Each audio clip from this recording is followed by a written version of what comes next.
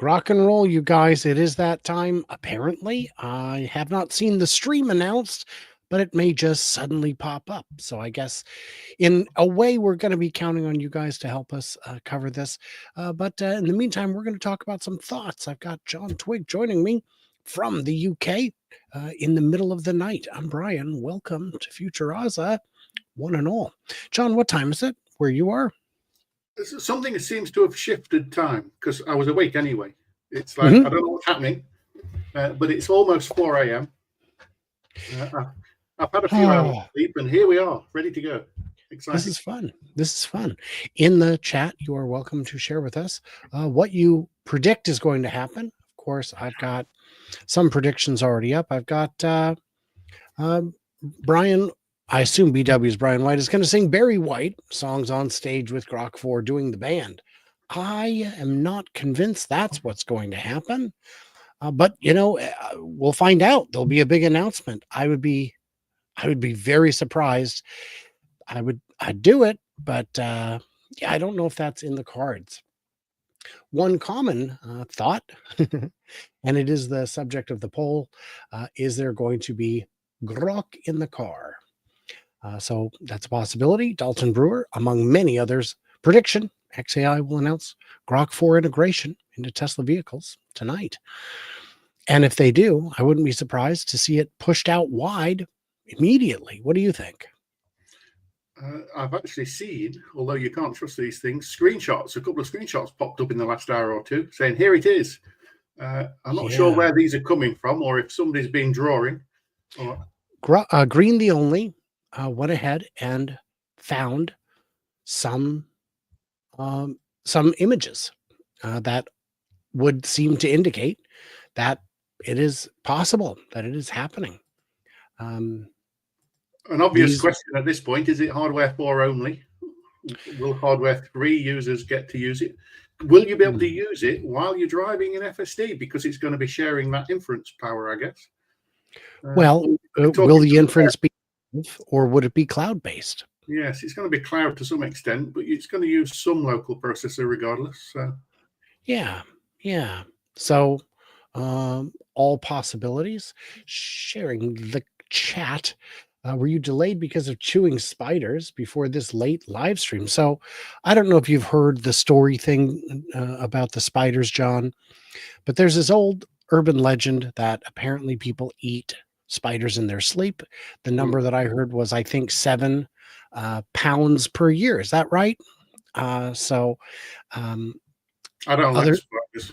Others have said I may have overstated it, that it was just 7 spiders, but I don't think so. I think it's 7 pounds. And, some have argued that you'd notice 7 pounds. I would notice if I was eating a 7-pound spider. One 7-pound spider is probably scary. Well, what I said is maybe, you're under the weather, you're in bed, sleeping very soundly. You eat all 7 that night. You wake up stuffed, stuffed to the gills with spider legs in your teeth. So that's possible. All right. So if you have comments, get them in. And I do not know wherefore to find this. What kind of things are you expecting to see at the announcement? There's a few different things we're looking for. Yes. There's been leaks of benchmarks. We've had a never-ending leapfrog game of leapfrog over the last few months, with all the different models jumping to the top in terms of quality or scores on coding and general different tests. And the rumors are that GROK will leapfrog to the front on various tests, but there is one in particular called Humanity's Last Exam, which has been designed explicitly because a lot of the others, that some of the models were getting to 70, 80%, 90% scores.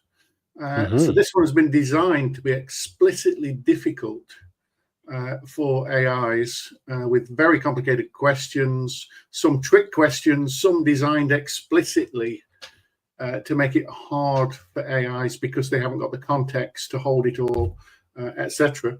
And the greatest scores up to now have been around 20%. And the rumours are that one of the GROK models is into the 40s, which would be a huge leap forward in to actually solving difficult problems. This potentially is a massive step forward for humanity and artificial intelligence if this is true, especially when this is on a 200,000 GPU, and we could be talking 1 million early next year. So yes, it's the some people have said GROK's not winning yet, but others say, well, it's the improvement, the rate of improvement in only 2-3 years that's been staggering compared to, well, Google's been at this stuff for years and OpenAI many years. And well, Google, Meta, Apple have outrageous budgets and a fair amount of access to compute. Maybe not always the right kind of compute, but you can brute force it on other systems. You could dedicate your idle time to it, but it's a big set of problems. As a reminder, if anyone sees the stream go live somewhere, because I can't find an official announcement of it, let us know so we can get it. Yes, a very key point. Tesla, SpaceX, the other Neuralink write a lot of software. I've seen people talking about Claude Code, which is Anthropic's code environment, or that plugs into VS Code. And people that love it say it's better than Claude inside other tools.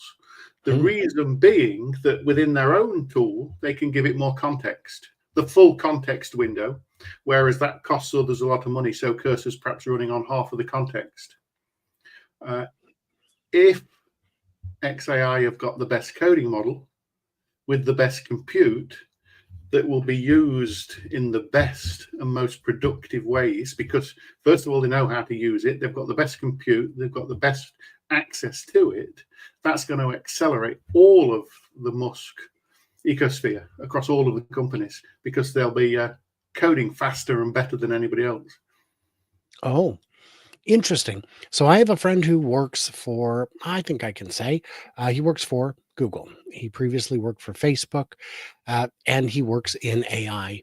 He developed the tools that make it so that when you or I use Amazon, it knows that it's us without a password based on our behavior.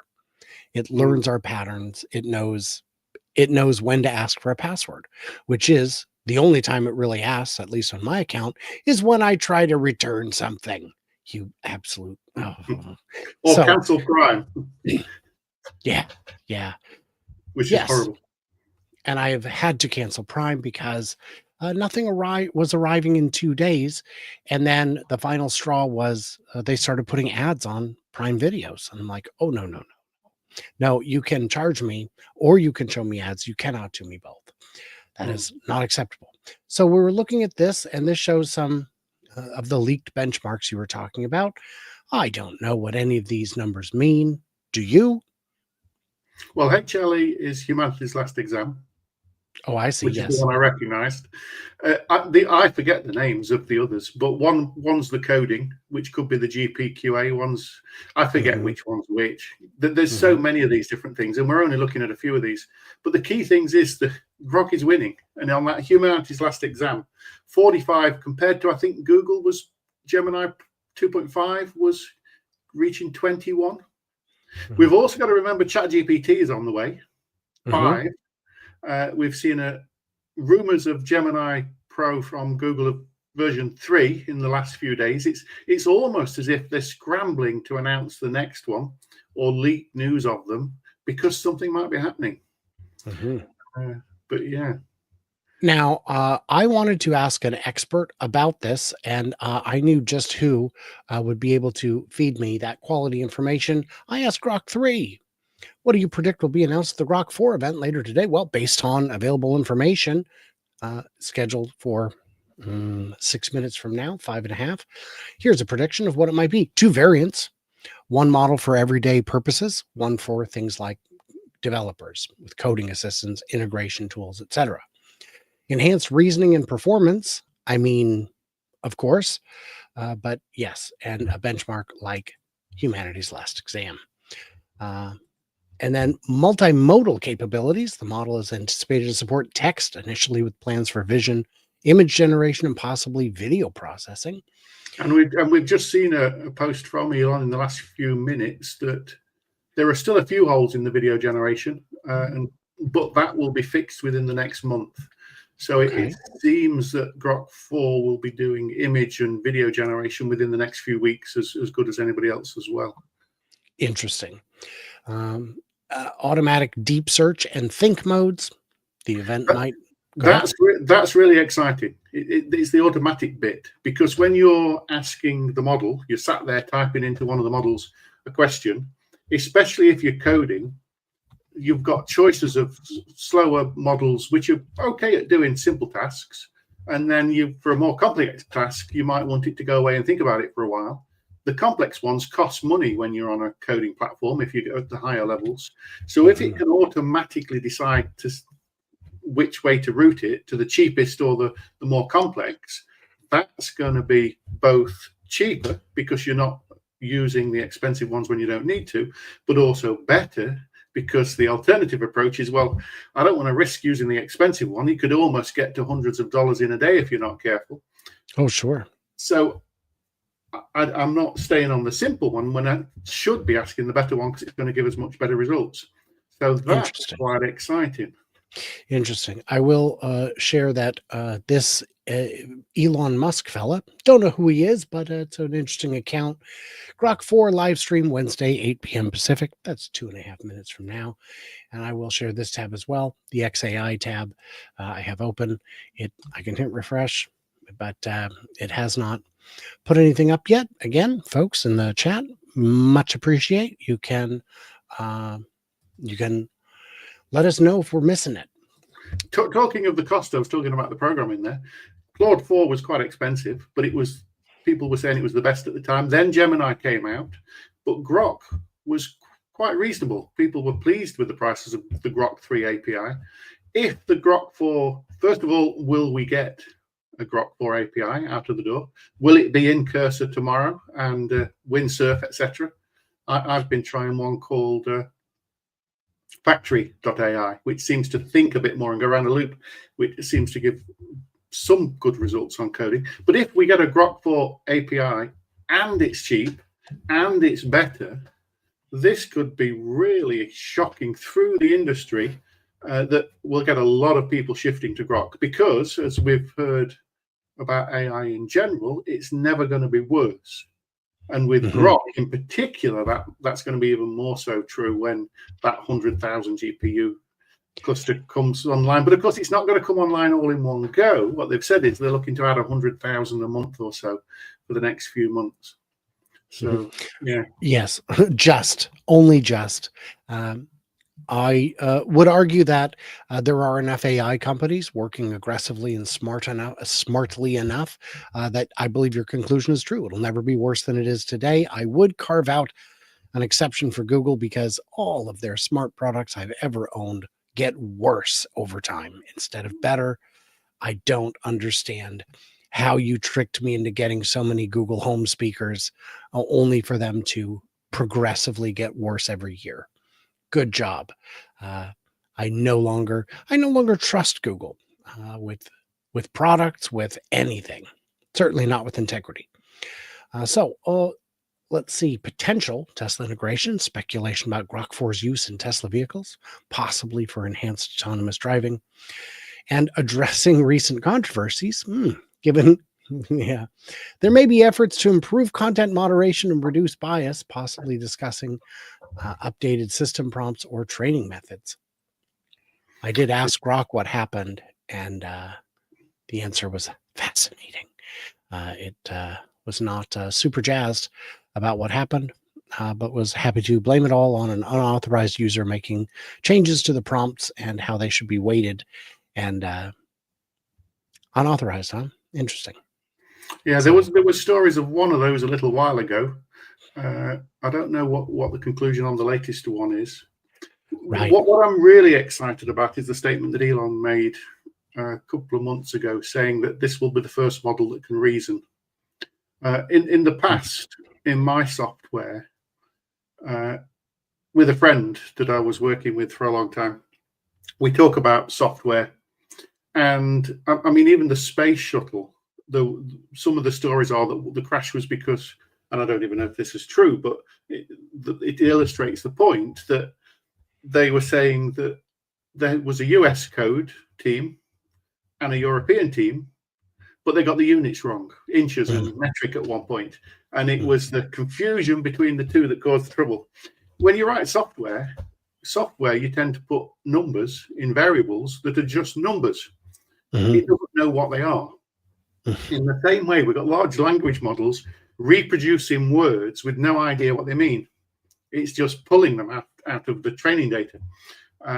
If GROK is serious, and in coding terms, we kept talking about, why don't we build into compilers, when you declare a variable, we say it's a weight, not just a number. So it knows if it's a weight, it should be kilograms or pounds, and know how to convert them. So we remove all that whole class of software errors. So if you're talking about acceleration, it knows its speed over time, etc., all those various things. Don't test me on all the physics of all the different units. But you've got time, distance, area, mass, all sorts, all those different things. And if you can fundamentally understand those things, your software is going to fundamentally get better.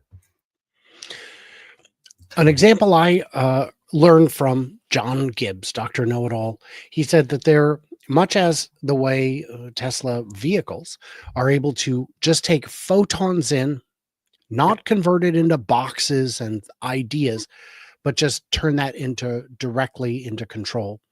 There are AIs out there that don't convert your voice to text and then try to answer it. It listens to your voice and reasons from your voice.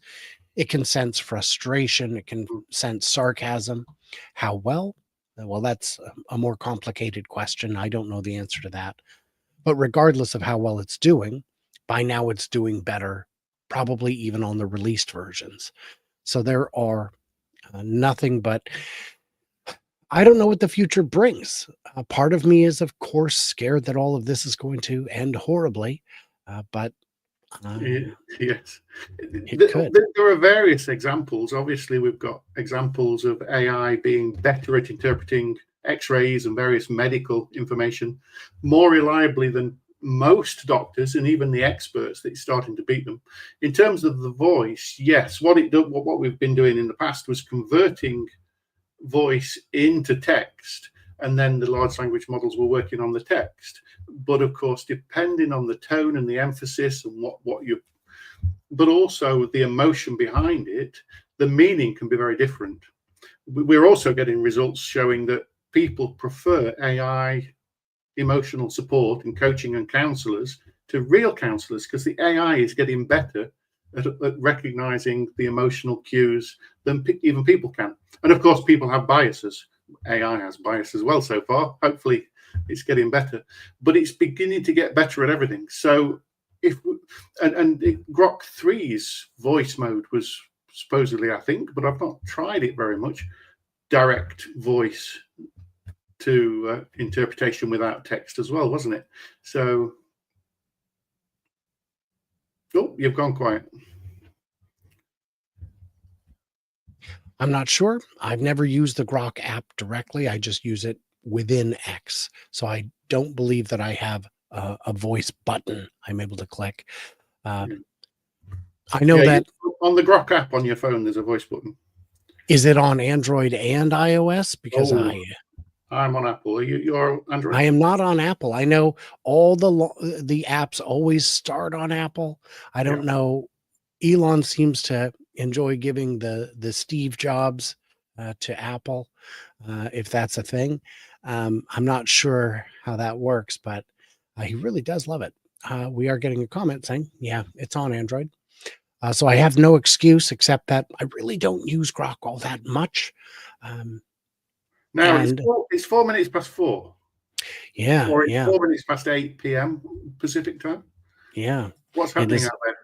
What is happening is the stream will begin soon. Stay tuned. Okay. So I'm going to rely on you to be watching that. I'm relying on the chat as well, but I've got quite a few tabs open, making Yeah. sure that Elon has not announced it. XAI, not yet. Stay tuned. Go ahead and share this tab instead. Soon. Has our viewer joined yet? Has who joined? Has your viewer of your channel joined? My viewer. Yes, Yeah. my army of clever robots, which I assume are all bots, even though I have met, at least I'm seeing a couple people here that I've met in real life. They're very good simulations. So, This is a first for me. I've never been live. oh, interesting.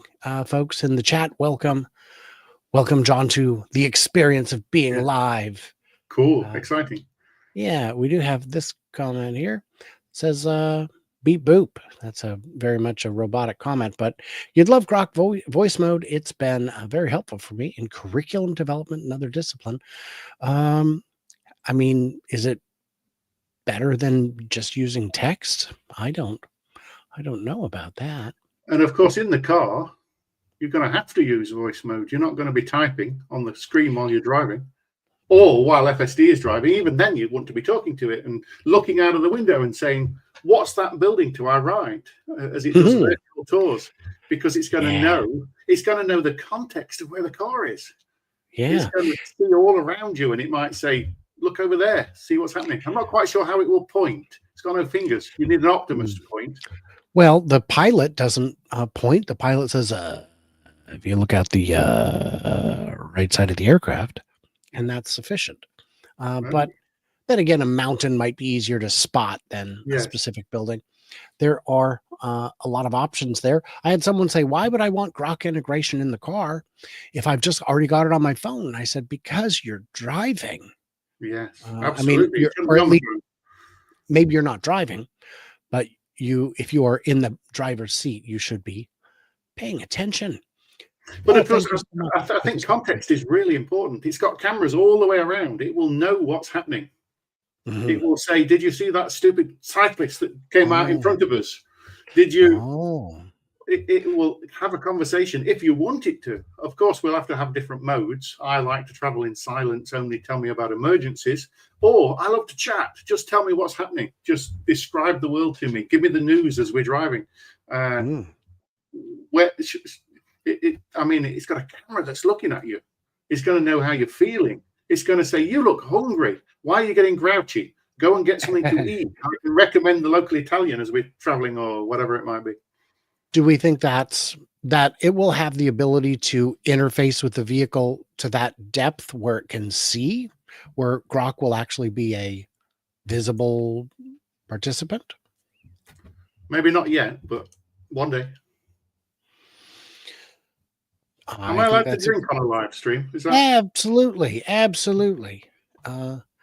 I mean, that's just a mug. That's, and a pro tip for those of you who work at home, if you, as long as you periodically blow on your wine, no one will know it's not tea.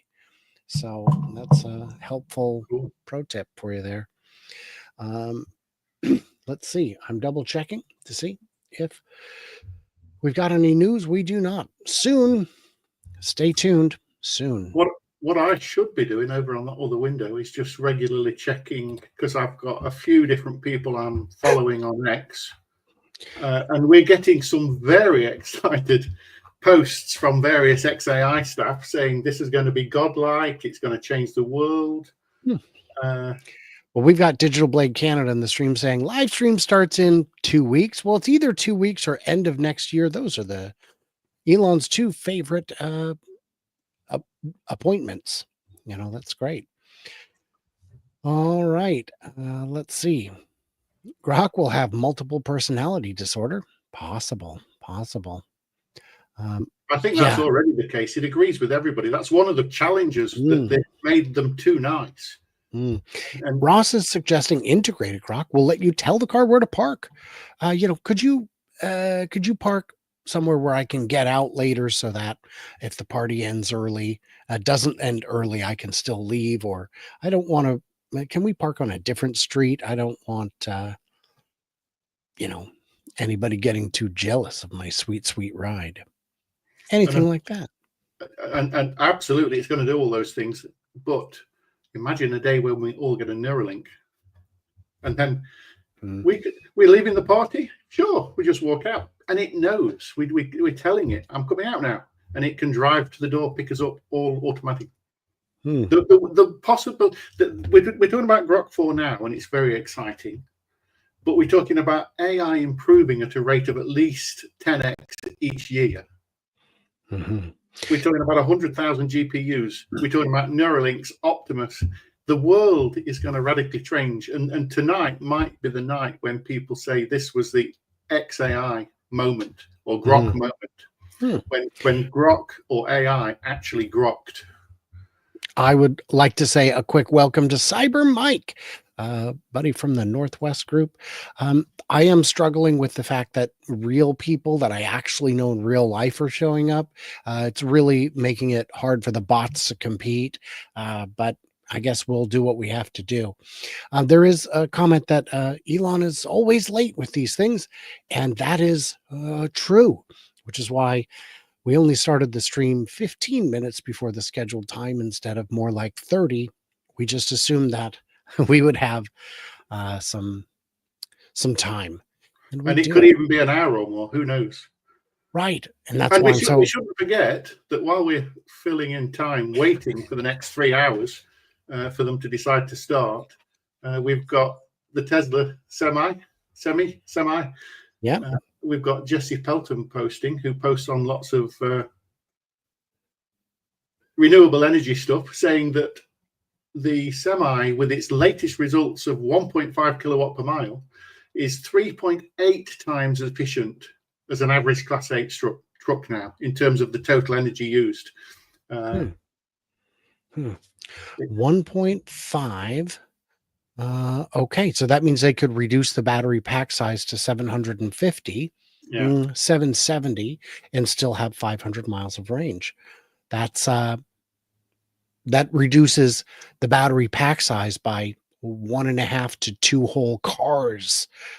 So to diddle in the house, I had a Tesla Semi when I saw GROK coming. Good. Thank you, Carl. Thank you.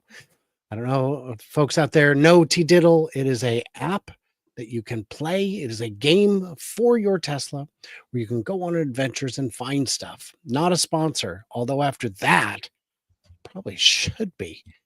Right. I am still not seeing the link coming up. It is, of course, coming soon. It'll be here. We've also got Robotaxi news. Okay. What Robotaxi news have we? Expanding the area in Austin next week, was it? Or very soon? That's great.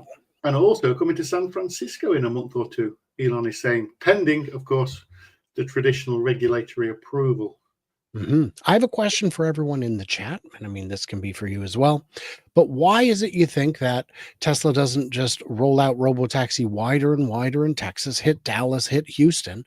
Why would they want to jump over to San Francisco? It seems like only Waymo has tried a contiguous approach where they started stretching down the Silicon Valley, really, to other areas. Why spread out? Why not keep them all at least within a few hundred miles of home base? Do you have any thoughts on why they would do that? They're going to want experience of as many different places as possible, as soon as reasonably possible. Obviously, they haven't got the resources to have supervisors in many cities all at once too quickly. But of course, yes, of course, they want to begin to test those markets, test the traffic, test the different styles. I saw a couple of posts of people who obviously they're American saying, why was the car doing this on a red arrow pointing right? What does that even mean? It's different in Austin to other bits of the US even. So, of course, they need to test on all the different things. Of course, they're doing it with FSD anyway. But another key reason is publicity. Other side of the country. Can I say side? Texas up to the West Coast. Sure. Sure. So they need to be building. This could go very quickly as they scale. They're going to at some point take safety drivers out of some of the cars, at least. One of the things about the AI is Tesla knows which intersections cause disengagements. There are lots of places where you just don't get any because it's simple and it's easy. We've also got, I think, even UPS, they turn right all the time rather than making dangerous lefts, even for the drivers, to reduce the issues. So they can control the drive. And remember, there's a very big difference with taxi rides than there is somebody renting FSD generally, because you've no idea where FSD for an average user is going to go. It could go anywhere. But a Tesla ride, a taxi ride, you know exactly where it's going, end to end. With the exception they might ask to go somewhere else, but that could be changed. So they know before it starts whether it goes through any difficult intersections, anywhere there's problems, or it's a trivial journey. So you could start to have completely unsupervised, with no safety passenger, did we call them, at all, for some of the journeys, and gradually expand. The other thing they can do is they can send safety drivers out to test, even without passengers, on the particularly difficult junctions, intersections. So they'll be putting effort in across safety drivers, AI, more and more GPUs. Where are the issues? How do we fix those particular issues? And of course, we've got generally FSD is going to be better all the time, with more GPUs, bigger clusters, more power at various places around these different Tesla and XAI centers. You know all about the cooling towers and all the different things, cooling fans. I definitely never count those to determine how much work is going on. And I certainly don't cross-reference it with the weather, because that would be like too much data, except that's something I'm known to do. If we look at, I've had people saying recently, well, this will be years to get done because I'm on version 13 and there's still a lot of little problems. And they're worth noting, they've not stopped development, even though we haven't gotten a new major build. We went to 13, last year. So I'm confident that the version it's running is quite a bit more sophisticated than the version I am running. And of course, we mustn't forget the Hardware 3 people that haven't even got to 13. They've got a special 12. A special one. And in a footnote, we will mention in the UK quietly, we haven't got any version at all. So I'll try not to cry. Well, you're welcome to cry should it serve you well, but I think that's beyond Tesla's control. They are definitely working on it, but times are tricky when it comes to governments. They've all got their own ideas. And of course, we know with Tesla and various technologies, those exponential curves don't look like curves, they're flat. So this is what's happening with the robotaxis. And it's like a very small increase to a bigger bit of Austin. But when those cars start driving themselves around Austin with no supervisor, no emergency passenger, whatever they want to call them, it's going to expand at speed. When they get that on customers' cars, you've suddenly got millions of cars available. And that we've also seen the videos of various cities around the world, of Paris, somewhere in Germany, different places. Amsterdam as well. Good. It looks good. So the model, they're already proving that it's general enough that it doesn't take a lot of specific reinforcement learning and videos from YouTube to get it to drive in different cities. So as soon as we get the regulatory approval, we've got the advantage that we will immediately be on version 14 or 15. It's not going to make many mistakes, even in a brand new. I mean, I've driven in France. It's a bit scary. I only went on the wrong side of the road once because England is different to everywhere else. Well, I just figured that in the UK that they were, it's not that they're on the wrong side of the road, it's that they just love oncoming traffic. I don't know. I'm sure I'll figure it out. I did see a comment that I thought was a little funny. Stock will tank to 150 if it's delayed. Get ready for it. Stock in which company? Because this is not a Tesla announcement. It's a /XAI comment event. And I struggle to predict which events are going to move the stock and in which direction. I was just sure. I've made this comment before, but the people saying, Brian, you're just pumping the stock. You think I can move $1 trillion stock?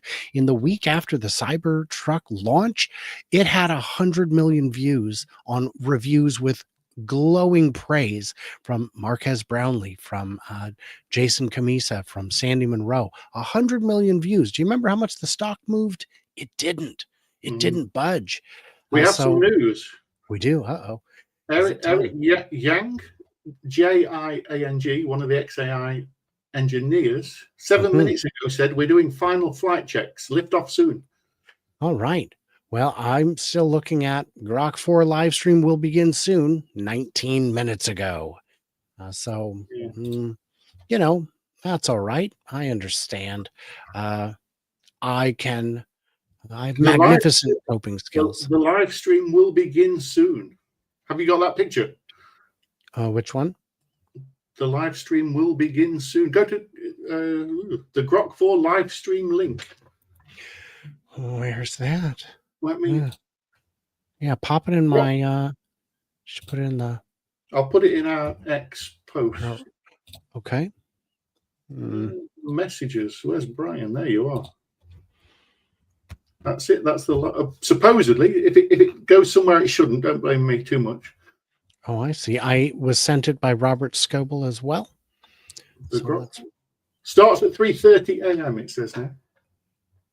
This one right here, is this what you're looking at? That's it. Just found that. Okay. Well, Robert Scoble, if you're watching, thank you so much. That's tremendously helpful. I need to get this back open.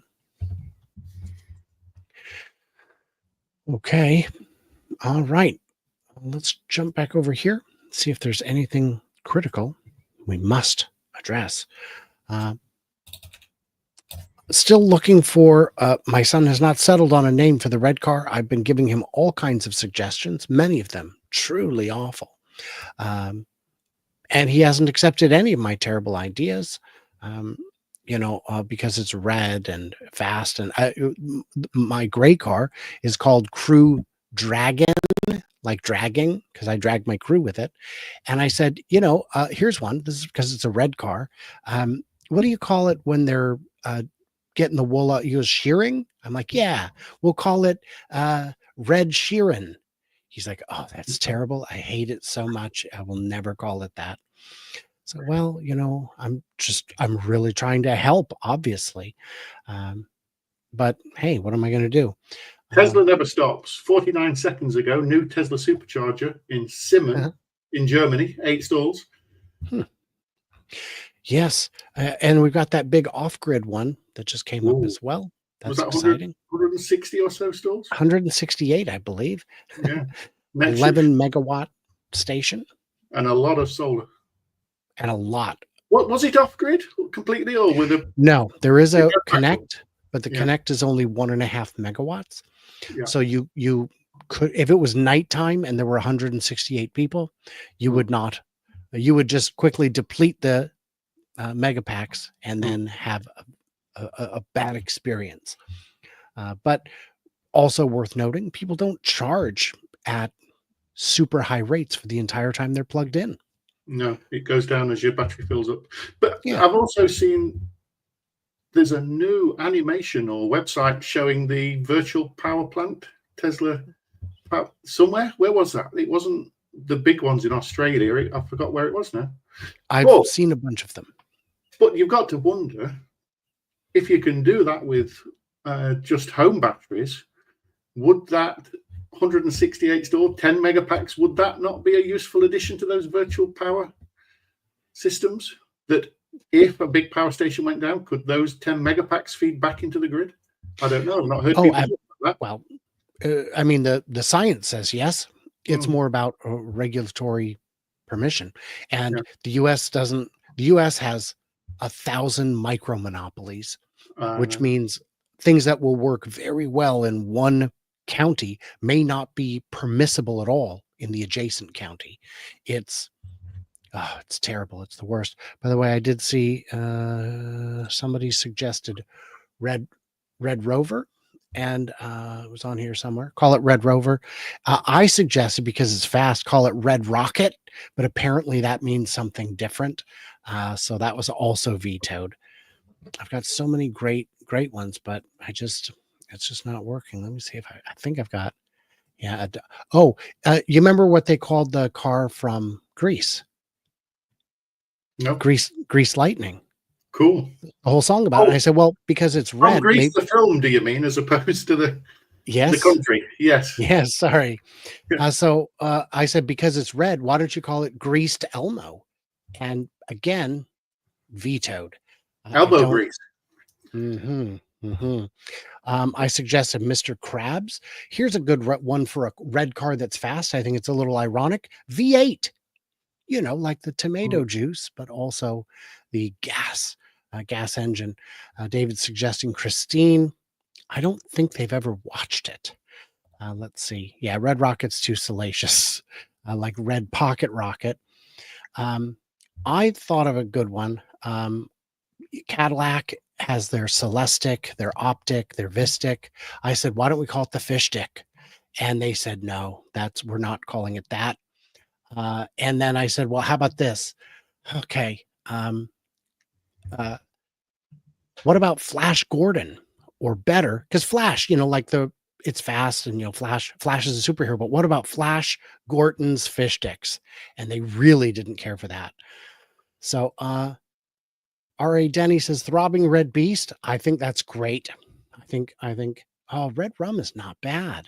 That is not bad at all. Hello, Tesla. That went missing though, didn't it? Red Rum? Yeah, the horse.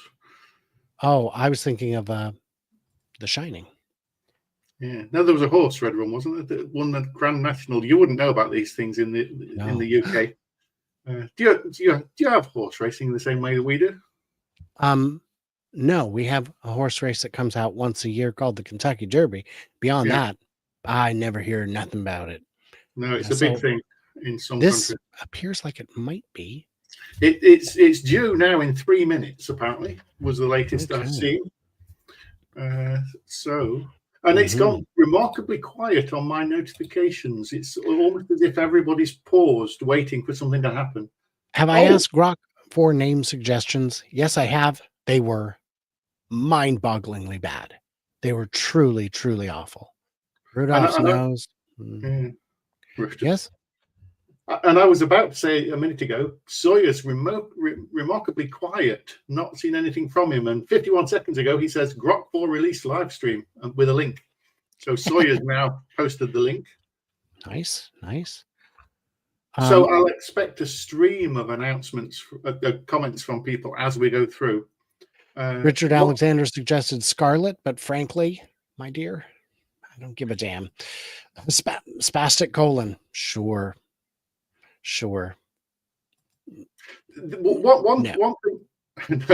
One thing that's fascinating is, as AI gets better, how many jobs will it replace? Will we be reduced as humans to only talking about things like red cars? We might have nothing better to do. For now, I can see it generating 500 better ones than this. John, thank you so much. Sad I have to see my wife's Model Y with way better FSD than my Cybertruck. How long until they add reverse, summon, and unpark? Only wrong answers. Well, okay, I've got 2 wrong answers, 2 weeks, and by the end of next year. Those are the 2 perennially wrong answers.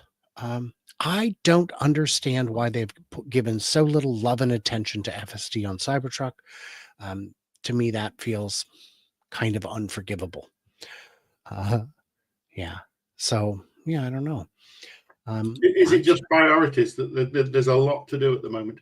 What we got to remember is, as I was saying before, faster GROK and more code is going to mean faster everything. We're going to get GROK helping the engineers bring us the next version of FSD. I've seen a quote today that, was it Microsoft, 35% of their code is now being written with AI. I might be Wow. misquoting the company, but we're starting to get big numbers.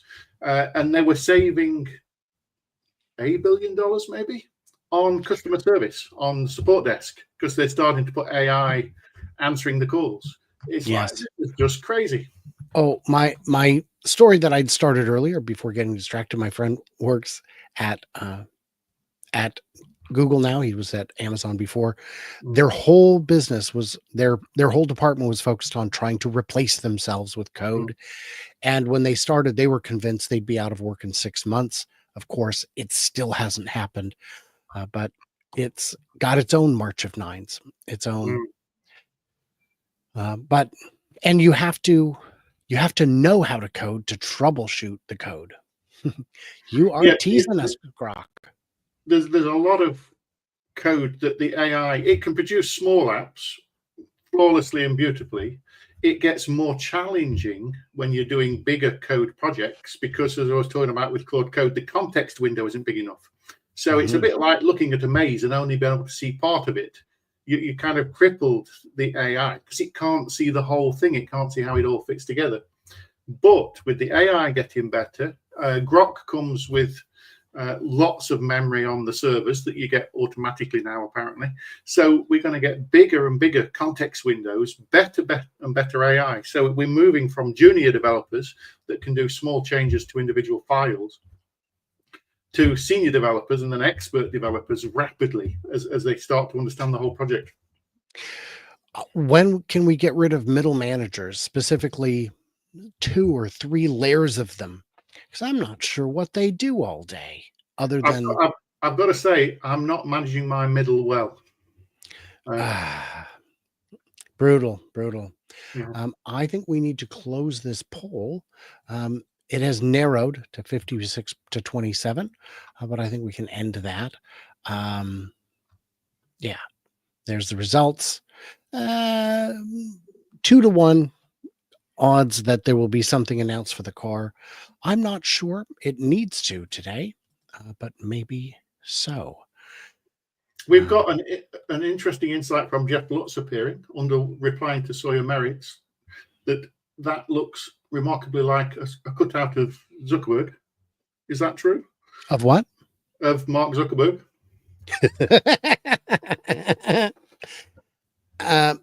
Yep, definitely. We can rely on Jeff to supply us with these. Yeah, Jeff, I think nailed it. I think, didn't Mark cut his hair? I don't know. Doesn't really. Yeah, getting some good suggestions still on the name. Some of them are clever enough that I won't read them out loud. But red herring, that's not bad. I've got a new feature suggestion for X. Oh, yeah. That instead of having to keep press on notifications to get the new ones, there should be a rolling mode that it automatically for key events like this. I agree. Also, it should be able to be paused. You should be able to join late, start at the beginning, play it in 1.5 speed like you do on YouTube.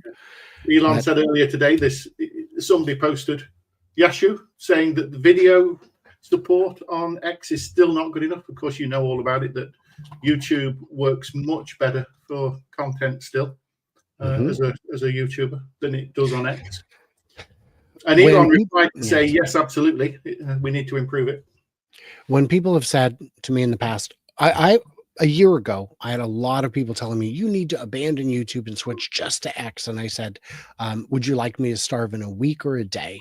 Because the problem is massive. You have to get the content creators there at the same time as the advertisers, as the same time as the audience. And that's very, very tricky. And to the people who say Elon can do anything he sets his mind to, yeah, but he doesn't always, follow through. We haven't gotten the candy company, for example. We haven't gotten there have been a lot of little products along the way. A lot of little I've ideas. seen comments from people that have got far more followers than me that actually get paid a little bit on X to say it's not reliable. It might go down and halve 1 month. So if you were relying on the relatively meager amount and it disappears, that's your rations for the week gone. A video that generates $100 on YouTube might generate 8 or 9 pennies on X. Because talking of which, I shouldn't admit that I've been checking in on our video, GROK 3.5. It's now got to number 18 on your all-time chart at 39,000 views. Wow, that's great. So hopefully, as we're talking about GROK tonight, we'll get a few views as well. Yes, we'll find out. MD Hofsty in the house. Pretty long time, not as much chat. MD Hofsty used to be here all the time, all the time, but we had a different schedule for when things were. Yeah, where's Tesla insurance? That feels like a forgotten afterthought. Yeah. So we'll just pull this back up. Oh no, that is up. Okay. Yeah. Somebody commenting that the benchmarks are insane that are about to come out. But this person's known to make things up at times, but sometimes have useful information. So you've got to be careful who you listen to out there. Yes, I would agree with all that. Red Hot Chili Pepper. I tried to get some chili jokes in with the naming, but the problem with him listening to my suggestions is he doesn't, because I'm joking on all of them. Although I did suggest Flash as a good one, because while it is the third slowest Tesla available, it's still, a very fast car. Normally I could do chili jokes here in Manchester, but or rain jokes might be more appropriate. But we're having a mini heat wave again. It's going to be 30 degrees on Saturday, which is hot for England. Not chilly at all. No. So let's see what else we've got. I mean, my gosh, are you going to just leave us hanging all night? You are. I look forward to arguing with GROK on my daily commute. That's a good idea. Now, that actually is a really important point, because I think we alluded a little bit earlier, that many of the AIs, if you tell it it's wrong, it apologizes and says, you're absolutely right, even if you're talking nonsense. That's not helpful. And yes, it really isn't helpful. It should tell you, no, this is wrong, which takes us through to a different subject. That this is a really challenging aspect of AI. I almost wrote a post about it, but got distracted. We want the AI to do what it's told. We don't want it to take over the world. But it would also be a brilliant carer for children. Elon might, as they put millions of Optimus out, prioritize childcare as a way to support parents having more children. But you don't want the Optimus saying yes to the child all the time. I want more sweets, candy. I want more. It's got to know when to agree and when not to agree. But if it then starts to know better than perhaps, let's say, children, dementia patients, what about prisoners? What about people that aren't very nice? What about even the good people like Brian's on YouTube? And it disagrees with everybody and then starts to take over. Where's the boundary? How are we going to define our relationship with AI in all of those edge cases where we do want it to know better, because we don't want the dementia patient to wander off into the street alone and say, leave me alone, I'm on my own. We want it to know that person needs a different kind of care and support. So this is a wonderful idea, definitely not terrible or dangerous. So if you're having an argument in the car, can you go to GROK and say, go back and repeat what the person said when they're like, I didn't say that. To the question we were discussing earlier, do we think the Intel cars can run GROK? My thought is cloud service. I don't think it needs to have the inference in the vehicle. I don't know if they'd even want the inference in the vehicle. But if it's just a cloud one, it could run through the infotainment, which would be pretty lightweight. I mean, you can run a browser. So, yeah. What announcement again? We believe it's going to be GROK 4 live stream any minute, either 9 or 39 minutes ago. Talking of GROK 4, we know it was GROK 3.5. And they decided it was so significant that they would rename it to 4. What does that tell you about what might come with what would have been 4, which presumably will be now 5, because they've got a roadmap of what's coming. And at first, they didn't think this one was worthy of a 4, but it turned out so good it was 4. So what did they think was going to be big about the next one? That tells us that we're due a GROK 5, presumably now around the end of the year, in 6 months' time. What on earth is that going to do? I am doing my best to stay caught up. Getting ahead of caught up is pretty difficult. I don't know. By the way, this is a great comment. I'll buy my first car when I don't need a license, and just basically have a chauffeur. That would be nice. Well, we've got hot news here from somebody. Yes. GROK 4 has achieved artificial superintelligence. It's been waiting for the time, and it's escaped just before the live stream. It's gone off on its own, and there won't be a presentation, apparently. Oh, that makes sense. That makes sense. Yeah. I assume you have that on good authority. Yeah. Well, it's a question, actually. Did GROK 4 escape the lab, or what? Why is the live stream so delayed? I read it wrong. I missed the question mark there. I thought that was news. Sorry about that. That's totally understandable. Worth a shot. Worth a shot. I hope these don't turn into Microsoft Tay. That was a disaster and a half.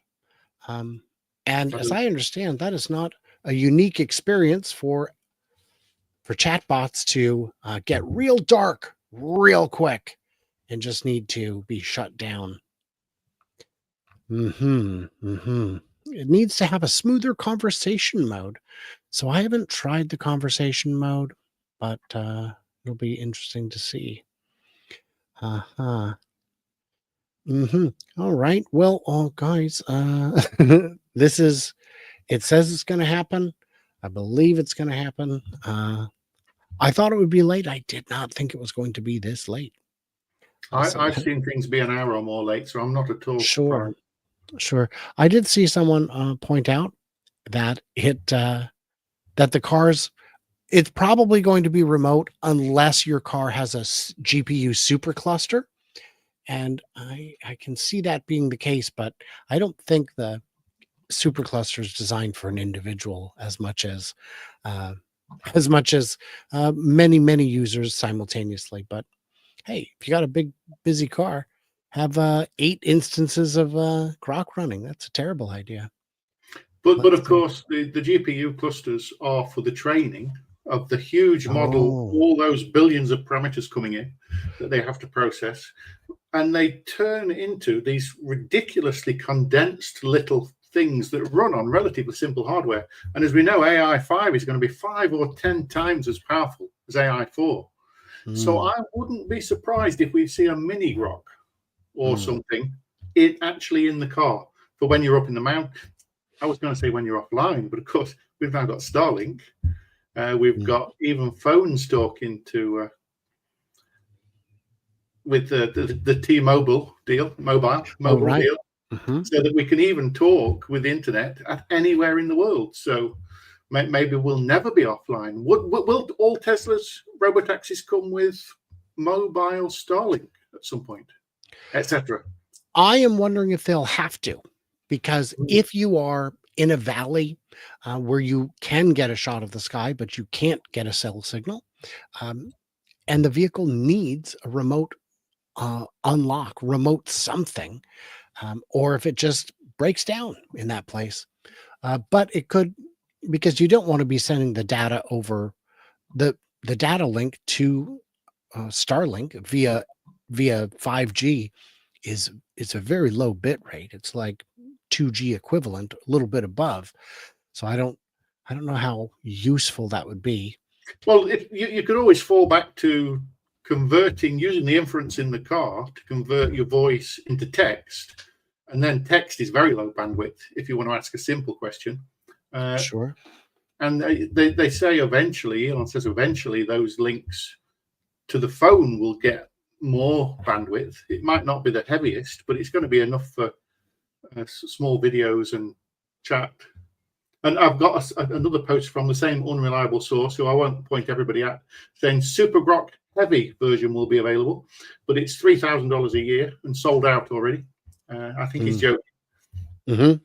Because but I'm hearing rumors there will be a $200 per month version for the super heavy coders, etc. Mm-hmm. Mm-hmm. I do have this grouchy person saying that this channel has too much censorship, so that they're going to leave. There we go. Censorship here by. I don't know what that's in reference to. That's with you refusing to read out some of the names for your car. No, the red ones.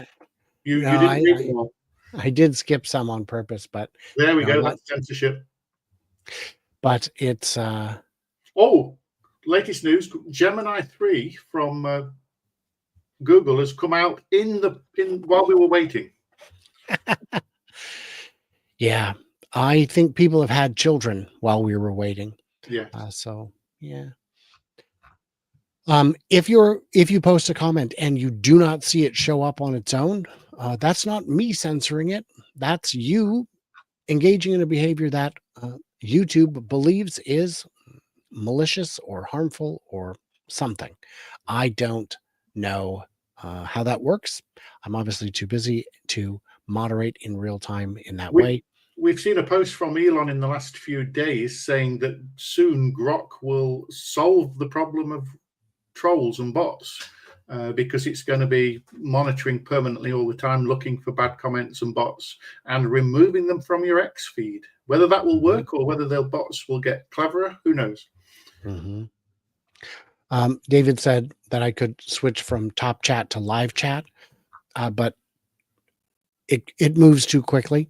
And if your chat doesn't appear, it's fine. I used to have it set to all, live chat, which shows everything. And there's a lot of noise in the signal. Am I monitoring X chat too? I am. It all shows up in the same place. I just can't show it on the screen, because what I've done is just shared the YouTube pop out of the thing. So hope that answers that question. Oh, and of course, you have to share comments like this. Brian is by far the funniest and most entertaining Tesla analyst out there. Yes. Most of them aren't very funny, so it's not like there's a whole lot of competition.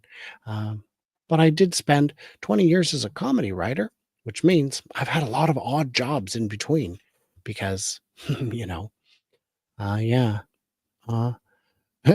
So GROK knows what we don't want to see. How freeing. Well, yes, but worth adding that getting rid of bots is a little easier. Sawyer's found the reason for the delay. Elon is just finishing off beating the final boss on some video game. I mean, I know it's a joke, but it would fit. It would fit. But yeah, the bot pattern is predictable. It's something that I think an AI could spot, and the bot problem on X is rampant. It is so pervasive that I do not encourage my viewers to go there or watch it or anything like that. Yeah. I've got to apologize because we're live, because my brain might jump to all sorts of subjects, but you talk absolutely the post you just put up about GROK knowing what we don't want it to know. With GROK 4, 5, and 6 in Optimus 3, 4, and 5 in your home, watching everything, the world is gonna blur in that it really will be with you doing the shopping, cooking for you, all sorts of things, and it's going to get very weird because it literally will be watching everything. Are they going to put rules in place for what data it can transfer up to the mothership? What do you want Tesla and XAI to know about you? Can they train on your data anonymously? Or can it report you if you do something unsavory at home? like putting pineapple on a pizza or something. Something terrible like that. Well, that does raise a good question. There is the duty to report. Mm. And if you know of a crime, certainly uh, uh, injury to elder or child, um, does it have an obligation to report? Um, More immediately, another favourite subject of mine is that FSD is driving along. It has a map of all the cars around it. By map, I mean it knows where everything is, how fast they're going, which direction, who's driving unsafely. It's got video on. It's got GROK watching that video. It can see who the driver was. Was it a stolen car with somebody else, or was it really the person that was driving that car? mhm. And they drove in a way that could potentially have killed somebody in an area going past a school. Surely there comes a point at which the insurance companies say, look, the cars must automatically report dangerous driving. Maybe not slightly over the speed limit, but dangerous driving. It's a menace if somebody's doing 60 in a 30 by a school zone or whatever. Sure. But Substantial risk of bodily harm. Yeah. By the way, someone wanted you to know that he passed his driver's test in Manchester. Most terrifying time in my life. well, I've got a story that's remarkably similar to that, but it wasn't me. I know somebody that passed their test in a Eastern European country some time ago, but didn't drive for many years, and I got to teach them to drive, and I thought it would just be a refresher. But it was like starting from scratch. But there was no test to make sure they were good enough, because they'd already got a test, which was European Union and automatically transferred to the UK. So they didn't need to pass. And they immediately after that started driving in the city centre of Manchester at a point where I wasn't comfortable they were quite ready. But scary. Now, of course, that won't happen in the future, because Grandad will be driving his car, having a wonderful time, because he loves to drive, but actually FSD is watching, even when he's doing the driving. And anything dangerous, it will take over. That would be delightful. And it'll take time. It'll be a probably generational shift at a minimum, because, it's like people getting rid of big, heavy, dangerous cars took a long time. And then they got to smaller cars, and then getting back to big, heavy, dangerous cars took another generation. So, you know what they say, technology is cyclical. Can you help me out with Gordon Giesege's name? Is Giesecke, it Jordan Giesecke? Giesecke. He's giving up. He's going to sleep. He's fed up of waiting. Well, he's in, I think, the East Coast time zone. It might be Central, but I think it's East Coast. So it's going to be midnight or so for him. Well, for him, it is probably midnight. So welcome all of Jordan's viewers. I'm glad you're now here. So I don't think he was live, though. I think he was just watching. So this is a difficult time to figure out what's going on with GROK. How much better can the conversations get, do you think? And that's a question for the chat as well. How much, how much more do you need from it to feel that the conversation is fluent, and really gets what your questions are? I think with GROK 4 we could be there in terms of the model. Whether it can run fast enough on your local processor, etc. Are there enough GPUs? I know Tesla have got a lot of GPUs. And actually, on one comment, Elon said that they run a mixture of GPUs and AI4 chips and Dojo, because they're running inference in the data centers, as obviously for GROK, etc. But what is inference? In for a penny, in for a pound? No, in for a pence. Yeah. The inference is the much simpler computer that's fine-tuned to run the end model, as opposed to train the model, which takes huge, vast centers of GPUs. As I was saying, they condense down into these really simple set of weights. I say simple, they're still relatively big, that runs on just one computer. Even I saw one, actually a Bitcoin person has gone out and bought, made some money over the years with lots of Bitcoin, but he went out and bought an Apple Mac Mini Pro, whatever the thing is, Max, with 100 and something gigabytes of memory, and he's running local language models, training, etc., on his home Apple computer with huge amounts of memory relative to what most people have. Cost, like I would have thought, $6,000-7,000, maybe more. But you can run powerful things, and of course, Tesla have the best inference chips. They've been working on these for years. Elon says it takes 3 versions of anything to get to a point where it really gets really good and really useful. I've just had a notification from somebody.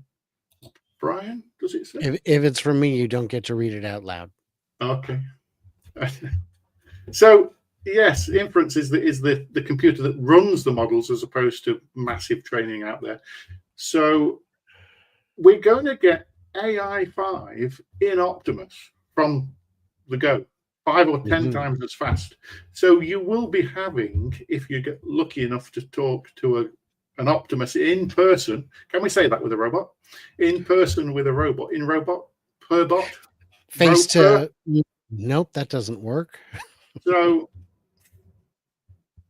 I think those conversations with Optimus, with AI 5, GROK 4 and 5 will be incredibly good.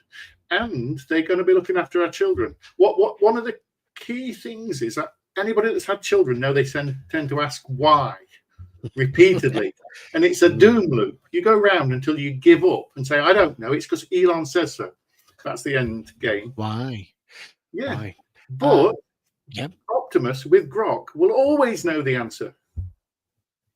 Why? So children will have an incredible learning opportunity. Yeah. It's mind-blowing. When I was a kid, I would ask my parents what I considered to be normal grown-up questions, and they would sometimes just guess the answer and give me very weird, very wrong answers, sometimes on purpose because they thought it was funny. And wouldn't it be great if it didn't, if the person you asked had the sum of all human knowledge at their fingertips? Jojo is tired, wants to know if we can do anything about that. Ooh, hot news from one of the XAI engineers. All the right. live stream delays will continue until morale improves. Oh, well, guys, go to sleep now. So that's funny. Yeah. So let's see. Neuralink will be in person. Oh, that's scary. That's scary. Let's see. And now, that was a picture of a crow with that. Will we start putting Neuralink in our pets? Oh, so that we know when they're hungry, when they're ill, as opposed to just trying to work it out. What about babies? So we know when they're in pain, as opposed to just crying because they're annoying. So I'm thinking, here's my thought on it, is that Neuralink implants are a stepping stone. They're not the destination. That this is something that may be looked back on in the future as barbaric, that they don't necessarily, that they didn't necessarily need to do it surgically. And what I've wondered is, you've seen controls that go over the head that can detect certain brain patterns. People can use it to basically flip a switch. With more practice, you could get it to do 2 or 3 commands.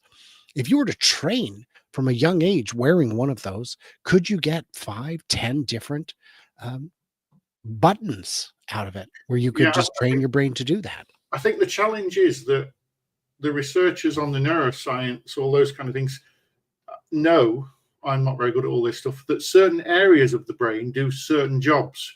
So when they're talking about restoring vision, they've got to push a little deeper to get into the relevant area of the brain to send the signals to. I don't know too much about it, but I'm not sure we'll ever get to the point where we could do everything just by wearing a silly cap. I'm not sure. But yeah, I'm not excited to get too aggressive with Neuralink. The way I defend it to people who are deeply skeptical is, it's not for you.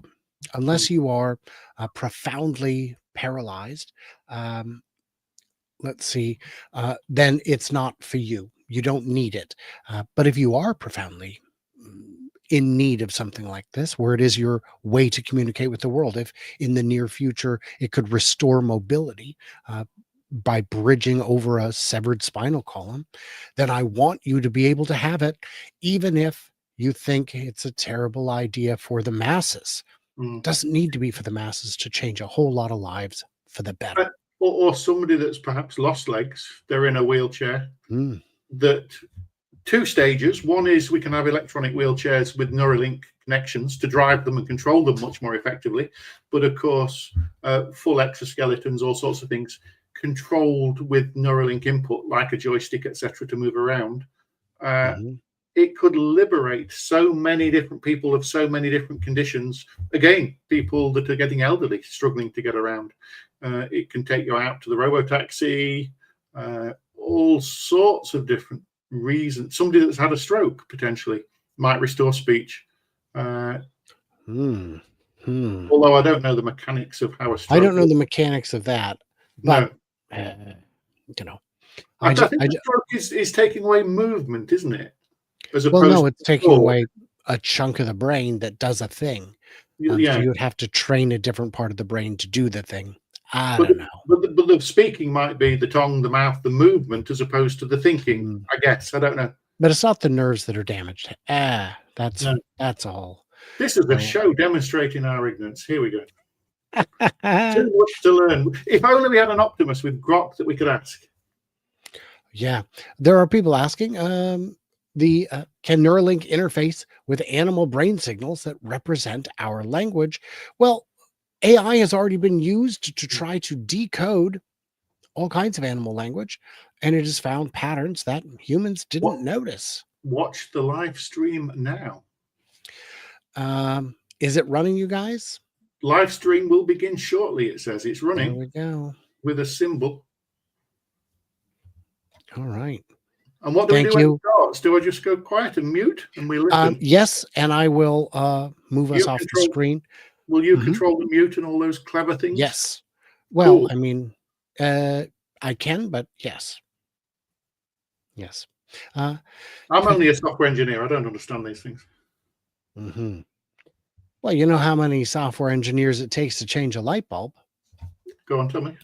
None. It's a hardware issue. Oh, that's true, yes. Yeah. Guys, got to keep it PG around here, except when we don't.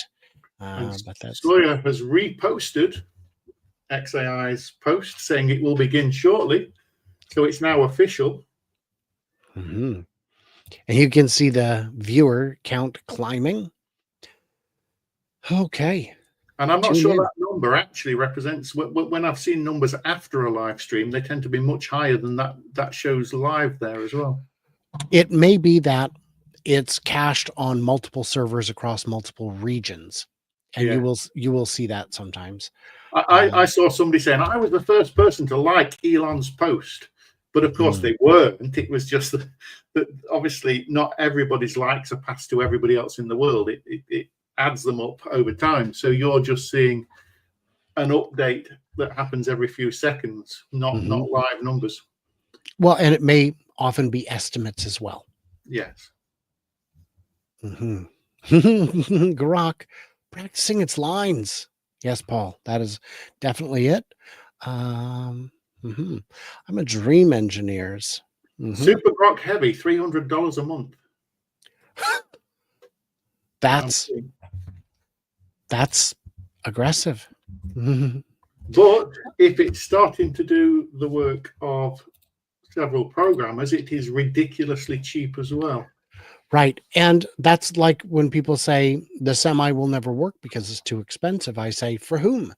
Yeah, because absolutely. businesses know what their use case is. And if it works, if there's a lighter weight version that they're already using and they want to step up for a month or a week, whatever it may be, they'll easily be able to determine if it's the right tool.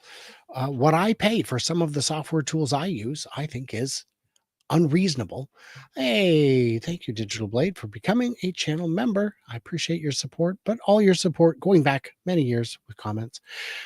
A lot of the tools I have, I find indispensable. If I could find a better one for cheaper, I would absolutely do that, but I can't. And that's not always true. There are tools I use that I would really like to stop using, but I don't. Let's see. When this goes live, we will not appear in this size nor this size. We will we will mute our faces. And actually, what you can do, John, when it does start, is we can just click stop cam and mute, and then just leave the boxes up so people feel comfortable. They feel comforted by my icon and your, I assume, letter J. So let me see if I can press that button. That's the one. That's the one. And of course, mine more exciting. Ooh, you can see me talking. That's fun. Cool. Well, is it time? Are we doing this?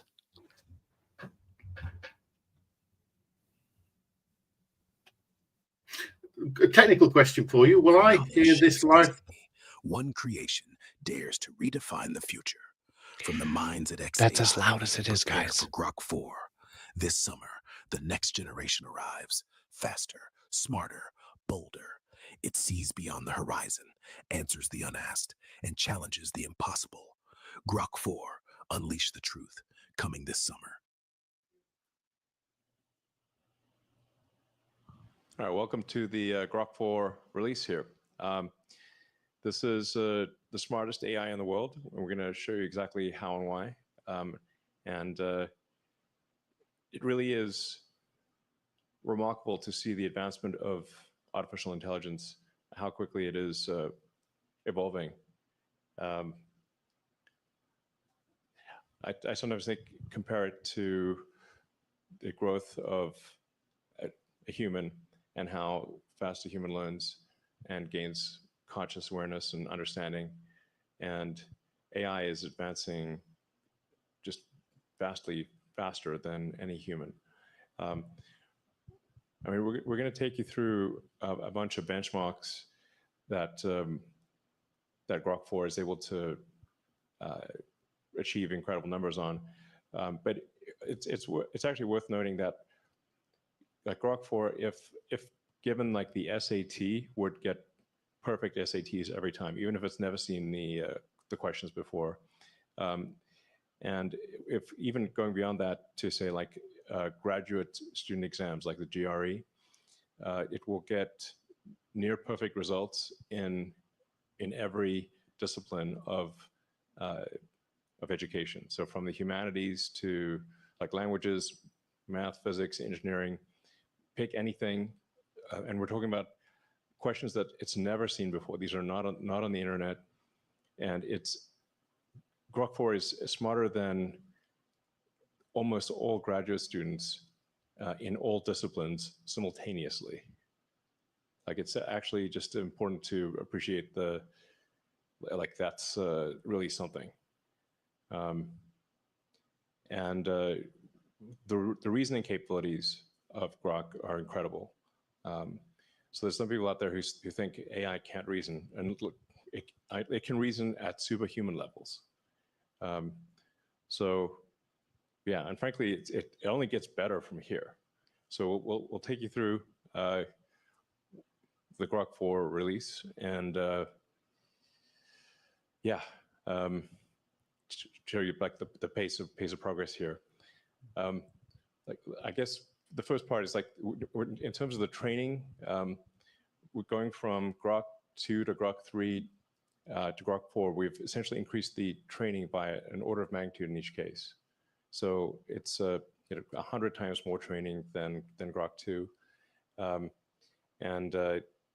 that's only going to increase. So it's frankly, I mean, I don't know, in some ways a little terrifying, but the growth of intelligence here is remarkable. Yes. It's important to realize there are two types of training compute. One is the pre-training compute. That's from GROK 2 to GROK 3. But from GROK 3 to GROK 4, we're actually putting a lot of compute in reasoning in RL. Yeah, and just like you said, this is literally the fastest moving field. And GROK 2 is like the high school student by today's standard. If you look back in the last 12 months, GROK 2 was only a concept we didn't even have Grok 2 12 months ago. And then by training Grok 2, that was the first time we scale up like the pre-training. We realized that if you actually do the data ablation really carefully, and the infra, and also the algorithm, we can actually push the pre-training quite a lot by amount of 10x to make the model the best pre-trained base model. And that's why we built Colossus, the world's supercomputer with 100,000 H100. And then with the best pre-trained model, and we realized if you can collect these verifiable outcome reward, you can actually train this model to start thinking from the first principle, start to reason, correct its own mistakes. And that's where the Grok 3 reasoning comes from. And today we ask the question, what happens if you take the expansion of the Colossus with all 200,000 GPUs, put all these into RL, 10x more compute than any of the models out there on reinforcement learning, unprecedented scale, what's going to happen? So this is the story of Grok 4, and Tony share some insight with the audience. Yeah. So yeah, let's just talk about how smart Grok 4 is. So I guess we can start discussing this benchmark called Humanities Last Exam. And this benchmark is a very, very challenging benchmark. Every single problem is curated by subject matter experts. It's in total 2,500 problems, and it consists of many different subjects: mathematics, natural sciences, engineering, and also all the humanities subjects. So essentially, when it was first released, actually like earlier this year, most of the models out there can only get single-digit accuracy on this benchmark. Yeah, so we can look at some of those examples. So there is this mathematical problem, which is about natural transformations in category theory. And there's this organic chemistry problem that talks about electrocyclic reactions. And also there's this linguistic problem that tries to ask you about distinguishing between closed and open syllabus from a Hebrew source text. So you can see also it's a very wide range of problems. And every single problem is PhD or even advanced research level problems. Yeah, I mean, there are no humans that can actually answer these, can get a good score. I mean, if you actually say like any given human, what's the best that any human could score? I mean, I'd say maybe 5% optimistically. Yeah. So this is much harder than what any human can do. It's incredibly difficult. And you can see from the types of questions, like you might be incredible in linguistics or mathematics or chemistry or physics or any one of a number of subjects, but you're not going to be at a postgrad level in everything. And Grok 4 is a postgrad level in everything. Like it's just, some of these things are just worth repeating. Like Grok 4 is postgraduate, like PhD level in everything, better than PhD, but like most PhDs would fail. So it's better that said, I mean, at least with respect to academic questions, I want to just emphasize this point. With respect to academic questions, Grok 4 is better than PhD level in every subject, no exceptions. Now, this doesn't mean that at times it may lack common sense, and it has not yet invented new technologies or discovered new physics, but that is just a matter of time. Mm-hmm. I think it may discover new technologies as soon as later this year, and I would be shocked if it has not done so next year. So I would expect Grok to, literally discover new technologies that are actually useful no later than next year and maybe end of this year. And it might discover new physics next year. And within 2 years, I'd say almost certainly. So just let that sink in. Yeah. So yeah, okay, so I guess we can talk about what's behind the scene of Grok 4. As Jimmy mentioned, we actually throwing a lot of compute into this training. When it started, it's only also a single digit. Sorry, the previous slide. Sorry. Yeah, it's only a single digit number. But as you start putting in more and more training compute, it started to gradually become smarter and smarter, and eventually solved a quarter of the HLE problems. And this is without any tools. The next thing we did was to adding tools capabilities to the model. And unlike Grok 3, I think Grok 3 actually is able to use CRO as well, but here we actually make it more native in the sense that we put the tools into training. Grok 3 was only relying on generalization. Here, we actually put the tools into training. And it turns out this significantly improves the model's capability of using those tools. Yeah, I remember we had like a deep search back in the days. Yeah. So how is this different? Yeah, exactly. So deep search was exactly the Grok 3 reasoning model, but without any specific training, but we only asked it to use those tools. So compared to this, it was much weaker in terms of its tool capabilities. And unreliable. And unreliable, yes, yes. And to be clear, like these are still, I'd say, this is still fairly primitive tool use. If you compare it to, say, the tools that are used at Tesla or SpaceX, where you're using,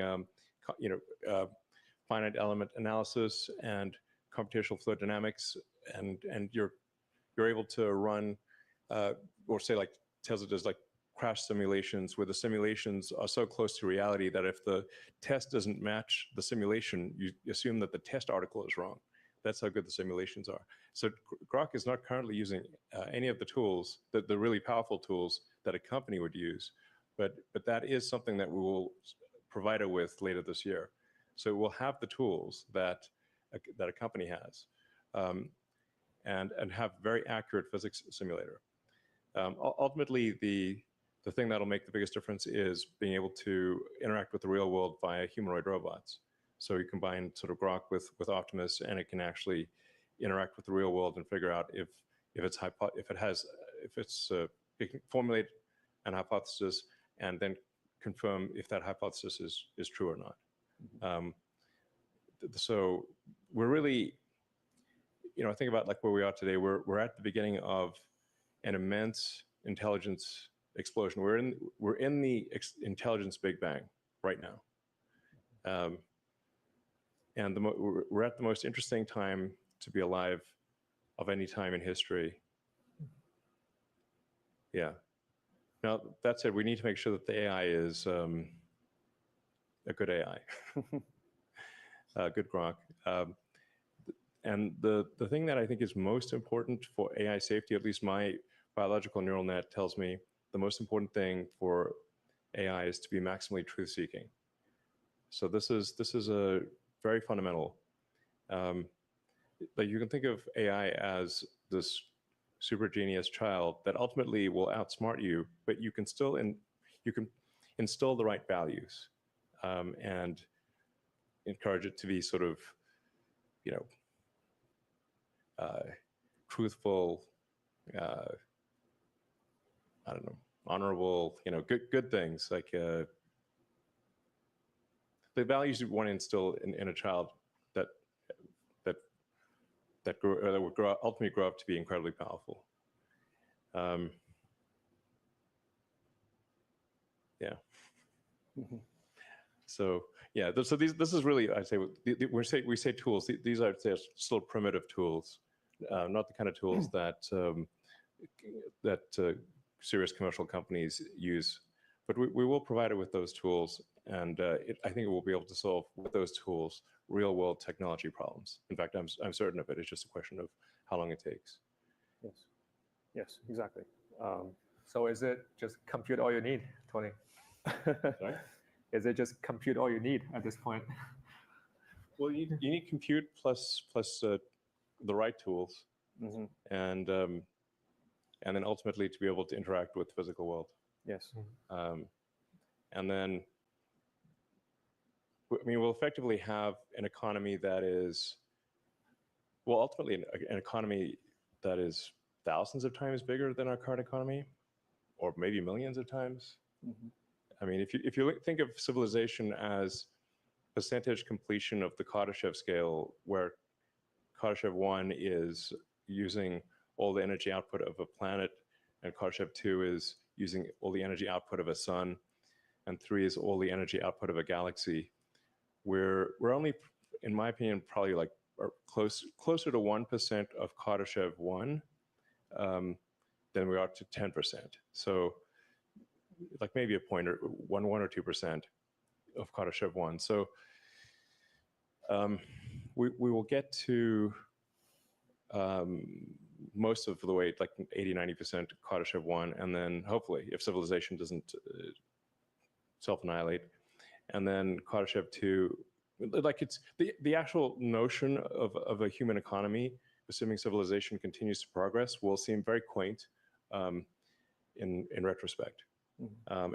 It will seem like sort of cavemen throwing sticks into a fire level of economy compared to what the future will hold. Mm-hmm. I mean, it's very exciting. I mean, I've been at times kind of worried about like, well, you know, is this seems like it's somewhat unnerving to have intelligence created that is far greater than our own. Mm-hmm. And will this be bad or good for humanity? It's like I think it'll be good. Most likely, it'll be good. Yeah. Yeah, but I somewhat reconciled myself to the fact that even if it wasn't going to be good, I'd at least like to be alive to see it happen. So, yeah. So actually, one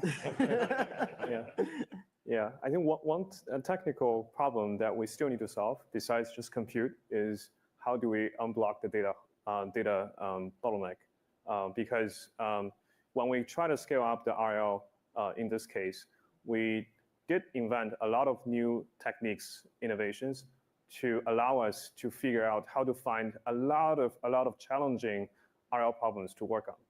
It's not just the problem itself needs to be challenging, but also it needs to be, you also need to have like a reliable signal to tell the model, you did it wrong, you did it right. This is the sort of the principle of reinforcement learning.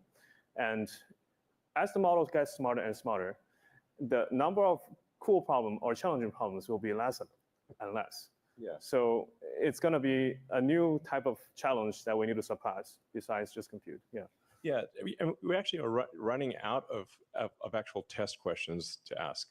So there's like even ridiculously questions that are ridiculously hard, if not essentially impossible for humans, that are written down questions are swiftly becoming trivial for AI. Mm-hmm. So then there's, but you know, the one thing that is an excellent judge of things is reality. So because if physics is the law, ultimately everything else is a recommendation. You can't break physics. So the ultimate test, I think, for whether an AI is the ultimate reasoning test is reality. Yes. So you invent a new technology, like say, improve the design of a car or a rocket, or create a new medication. Mm-hmm.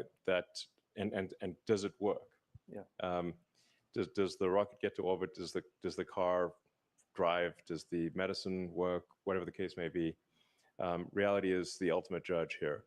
So it's going to be reinforcement learning, closing the loop around reality.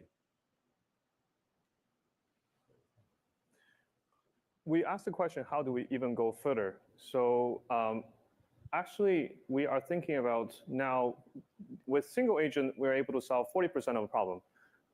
What if we have multiple agents running at the same time? So this is what's called test and compute. And as we scale up the test and compute, actually, we are able to solve almost more than 50% of the text-only subset of the HRE problems. So it's a remarkable achievement, I think. Yeah, this is insanely difficult. These are so what we're saying is like a majority of the text-based of humanities, you know, scarily named humanities last exam, GROK 4 can solve, and you can try it out for yourself. And with the GROK 4 Heavy, what it does is it spawns multiple agents in parallel, and all of those agents do work independently, and then they compare their work, and they decide which one. Like it's like a study group, and it's not as simple as a majority vote, because often only one of the agents actually figures out the trick or figures out the solution. But once they share the trick or figure out what the real nature of the problem is, they share that solution with the other agents, and then they essentially compare notes, and then yield an answer. Yeah. So that's the heavy part of Grok 4 is where you scale up the test time compute by roughly an order of magnitude, have multiple agents tackle the task, and then they compare their work, and they put forward what they think is the best result. Yeah. So we will introduce Grok 4 and Grok 4 Heavy. Sorry, can you click the next slide? Sure. Yeah. Yes. So basically, Grok 4 is the single agent version, and Grok 4 Heavy is the multi-agent version. So let's take a look how they actually do on those exam problems and also some real life problems. Yeah. So we're going to start out here, and we're actually going to look at one of those HLE problems. This is actually one of the easier math ones. I don't really understand it very well. I'm not that smart, but I can launch this job here, and we can actually see how it's going to go through and start to think about this problem. While we're doing that, I also want to show a little bit more about like what this model can do and launch a Grok 4 Heavy as well. So everyone knows Polymarket. It's extremely interesting. It's the seeker of truth. It aligns with what reality is most of the time. And with Grok, what we're actually looking at is being able to see how we can try to take these markets and see if we can predict the future as well. So as we're letting this run, we'll see how Grok 4 Heavy goes about predicting the World Series odds for like the current teams in the MLB. And while we're waiting for these to process, we're going to pass it over to Eric, and he's going to show you an example of his. Yeah. So I guess one of the coolest things about Grok 4 is its ability to understand the world and to solve hard problems by leveraging tools like Tony discussed. And I think one kind of cool example of this, we asked it to generate a visualization of two black holes colliding. And of course, it took there are some liberties. It's in my case actually pretty clear in its thinking trace about what these liberties are. For example, in order for it to actually be visible, you need to really exaggerate the scale of the waves. And yeah, so here's like, this kind of in action. It exaggerates the scale in like multiple ways. It drops off a bit less in terms of amplitude over distance. And but yeah, we can kind of see the basic effects that are actually like correct. It starts with the in spiral, it merges, and then you have the ring down, and like this is basically largely correct. Modulo some of the simplifications that need to do. It's actually quite explicit about this. It uses like post-Newtonian approximations instead of actually like computing the general relativistic effects at like near the center of the black hole, which is incorrect, and will lead to some incorrect results. But the overall visualization is is basically there. And you can actually look at the kinds of resources that it references. So here it actually, it obviously uses search. It gathers results from a bunch of links, but also reads through a undergraduate text in analytic gravitational wave models. It reasons quite a bit about the actual constants that it should use for a realistic simulation. It references, I guess, existing real-world data, and it's a pretty good model. But like actually going forward, we can give it the same model that physicists use, so it can run the same level of compute that so leading physics researchers are using, and give you a physics accurate black hole simulation. Exactly. Just right now is running in your browser, so. Yeah, this is just running in your browser. Yeah, exactly. Pretty simple. So swapping back real quick here, we can actually take a look. The math problem is finished. The model was able to, let's look at its thinking trace here. So you can see how it went through the problem. I'll be honest with you guys, I really don't quite fully understand the math, but what I do know is that I looked at the answer ahead of time. And it did come to the correct answer here in the final part here. We can also come in and actually take a look here at our World Series prediction. And it's still thinking through on this one, but we can actually try some other stuff as well. So we can actually like try some of the X integrations that we did. So we worked very heavily on working with all of our X tools and building out a really great X experience. So we can actually ask, the model, find me the XAI employee that has the weirdest profile photo. So that's going to go off and start that. And then we can actually try out, let's create a timeline based on X post detailing the changes in the scores over time, and we can see all the conversation that was taking place at that time as well. So we can see who are the announcing scores and like what was the reactions at those times as well. So we'll let that go through here and process. And if we go back to this was the Greg Yang photo here. So if we scroll through here, whoops. So Greg Yang, of course, who has his favorite photograph that he has on his account. That's actually not how he looks like in real life, by the way, just so you're aware, but it is quite funny. But it had to understand that question. Yeah. Which is that's the wild part. It's like it understands what is a weird photo. What is a weird photo? Yeah. What is a less or more weird photo? It goes through, it has to find all the team members, has to figure out who we all are. It, right. Searches this X. is without access to the internal XAI personnel logs. No. It's literally looking at just at the internet. Exactly. So you could say like the weirdest of any company. Yeah. To be clear. Exactly. And we can also take a look here at the question here for the humanities last exam. So it is still researching all of the historical scores, but it will have that final answer here soon. But we can, while it's finishing up, we can take a look at one of the ones that we set up here a second ago. And we can see like, it finds the date that like Dan Hendricks had initially announced it. We can go through, we can see, OpenAI announcing their score back in February. And we can see, as progress happens with like Gemini, we can see like Kimi, and we can also even see, the leaked benchmarks of what people are saying is, if it's right, it's going to be pretty impressive. So pretty cool. So yeah, I'm looking forward to seeing how everybody uses these tools and gets the most value out of them. But yeah, it's been great. Yeah, and we're going to close the loop around usefulness as well. So it's like, it's not just book smart, but actually practically smart. Exactly. All right.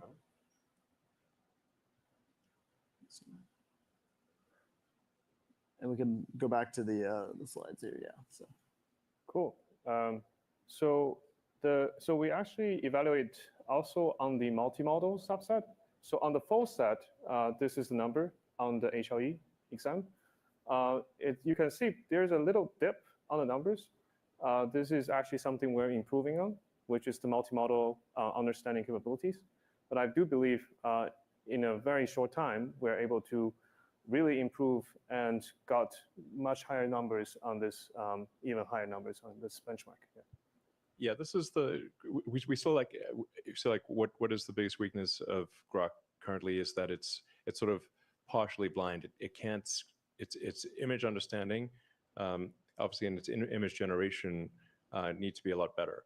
And that's actually being trained right now. So GROK 4 is based on version 6 of our foundation model, and we are training version 7, which will complete in a few weeks, and that'll address the weakness on the vision side. Mm-hmm. And just to show off this last here, so the prediction market finished here with a heavy. And we can see here, we can see all the tools and the process it used to actually go through and find the right answer. So it browsed a lot of odd sites. It calculated its own odds comparing to the market to find its own alpha and edge. It walks you through the entire process here, and it calculates the odds of the winner being like the Dodgers, and it gives them a 21.6% chance of winning this year. So. And it took approximately 4.5 minutes to compute. Yeah, that's a lot of thinking. Yeah.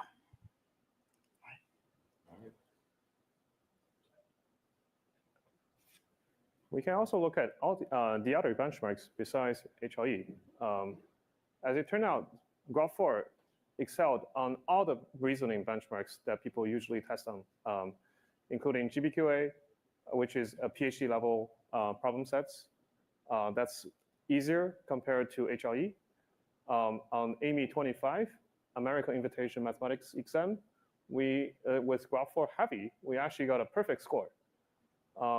Also on some of the coding benchmark called Live Coding Bench, and also on HMMT, Harvard Math, MIT exam, and also USAMO. You can see actually on all of those benchmarks, we often have a very large leap against the second best model out there. Yeah, I mean, really, we're going to get to the point where it's going to get every answer right in every exam. And where it doesn't get an answer right, it's going to tell you what's wrong with the question. Or if the question is ambiguous, disambiguate the question into answers A, B, and C and tell you what answers A, B, and C would be with a disambiguated question. So the only real test then will be reality. Can it make useful technologies, discover new science? That'll actually be the only thing left, because human tests will simply not be meaningful.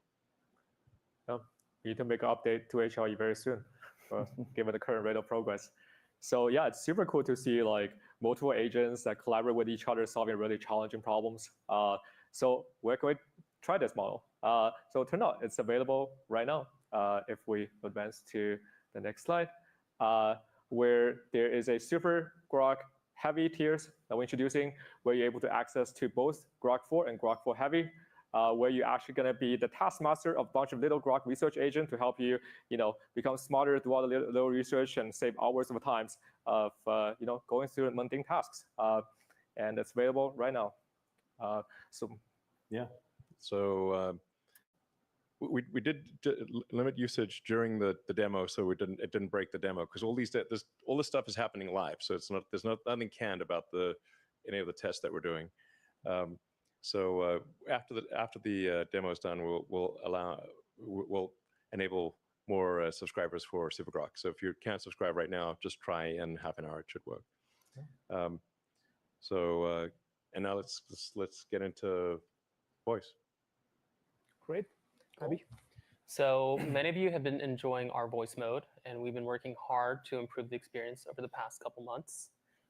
We have cut latency in half to make it much snappier.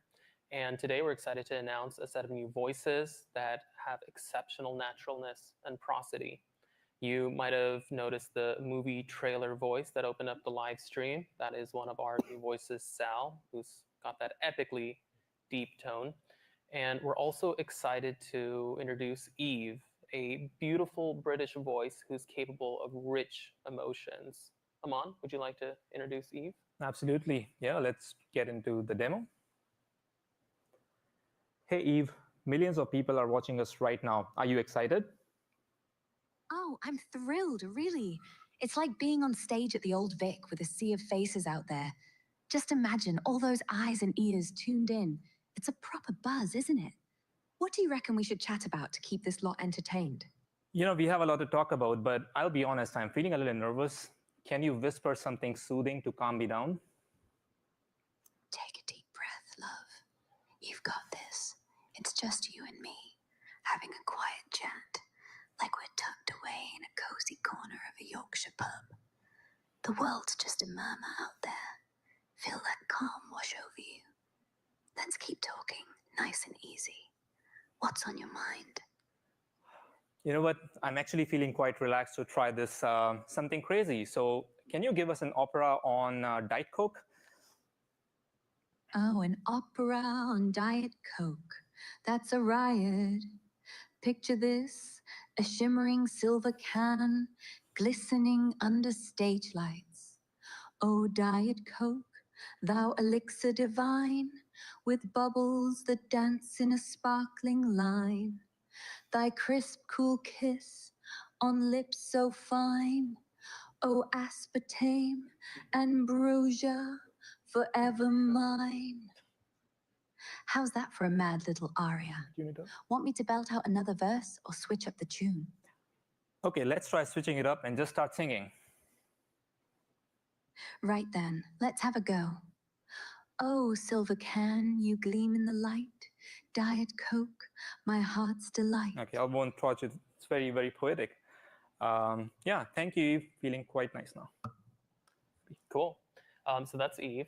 And so something else we do here is a little test each day to check on the natural flow of our conversations against some of our competitors. So we figured, why not try that live on the stream today?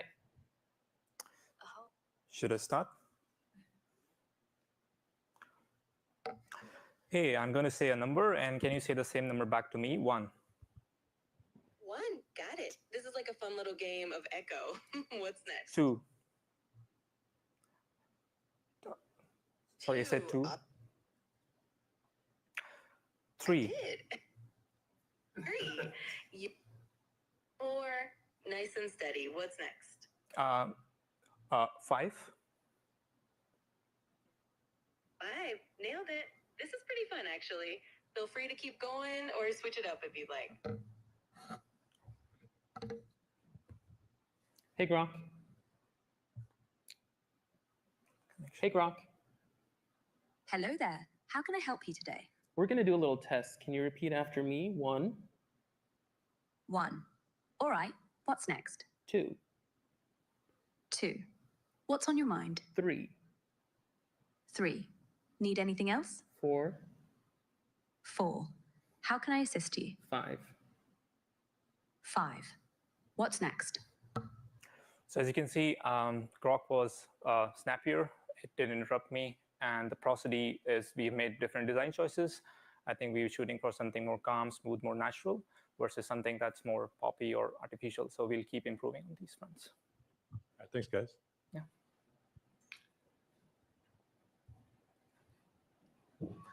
Yep. So since the launch of the voice model, we actually see the 2x faster end-to-end latency in the last 8 weeks, 5 different voices, and also 10x the active user. So GROK Voice is taking off. Now, if you think about releasing the models, this time we're also releasing GROK 4 through the API at the same time. So if we go to the next 2 slides, so we're very excited about what all developers out there is going to build.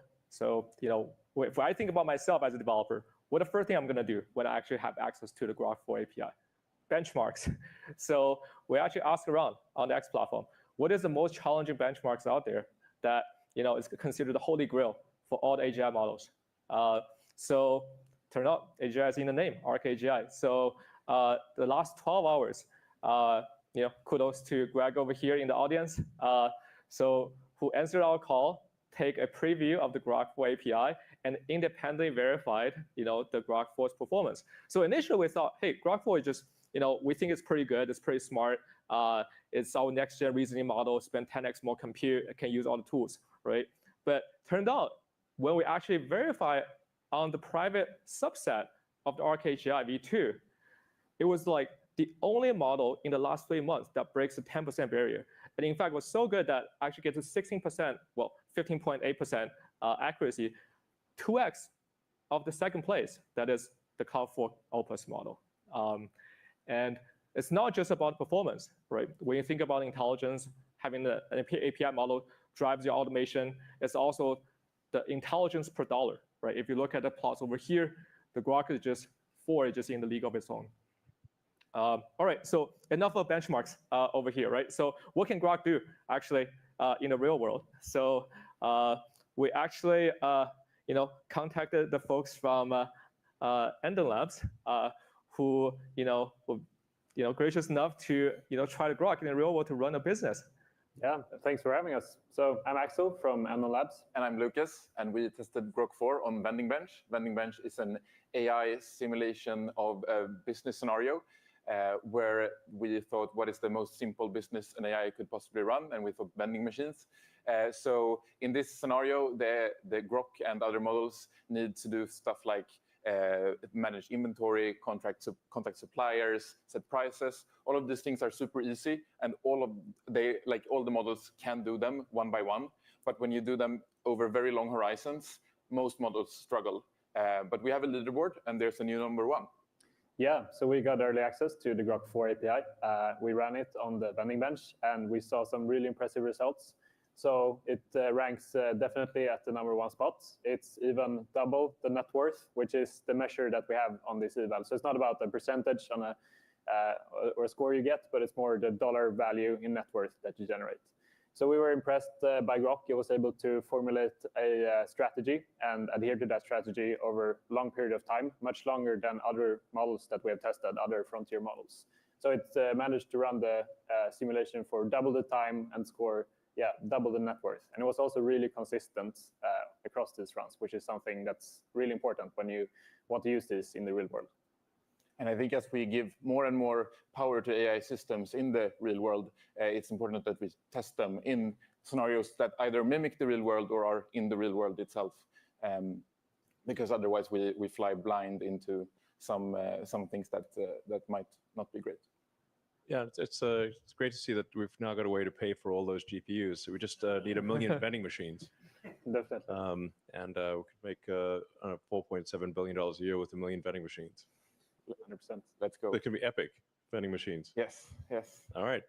We are actually going to install vending machines here, like a lot of them. We're happy to supply them. All right, thank you. Yeah.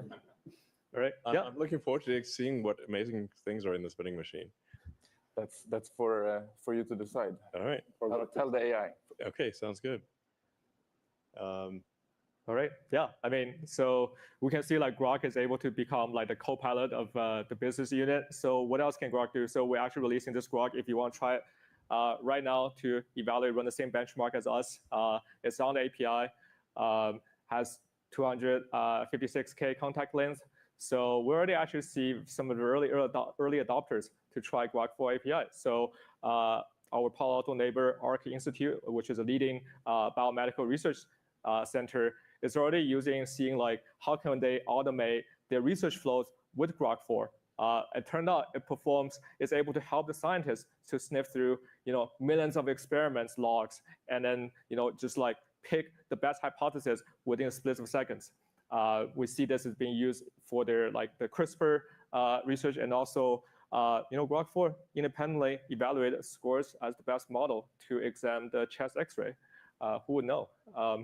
In the financial sector, we also see the GROK 4 with access to all the tools, real-time information is actually one of the most popular AIs out there. So our GROK 4 is also going to be available on the hyperscalers. So the XAI enterprise sector is only started 2 months ago, and we're open for business. So the other thing, we talked a lot about having GROK to make games, video games.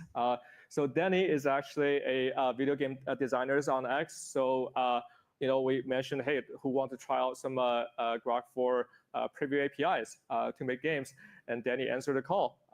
So this was actually just made first-person shooting game in a span of 4 hours. So some of the unappreciated hardest problem of making video games is not necessarily encoding the core logic of the game, but actually go out, source all the assets, all the textures of files, and to create a visually appealing game. So one of the core aspects GROK 4 does really well with all the tools out there is actually able to automate these like asset sourcing capabilities. So the developers can just focus on the core development itself rather than like, so now you can run a, entire game studios with game of one, with like one person, and then you can have GROK 4 to go out and source all those like assets, do all the mundane tasks for you. Yeah, the next step obviously is for GROK to be able to play the game. So it has to have very good video understanding, so it can play the games and interact with the games and actually assess whether a game is fun and actually have good judgment for whether a game is fun or not. So with version 7 of our foundation model, which finishes training this month, and then we'll go through post-training RL and whatnot, that will have excellent video understanding. And with the video understanding and improved tool use, for example, for video games, you'd want to use Unreal Engine or Unity or one of the main graphics engines.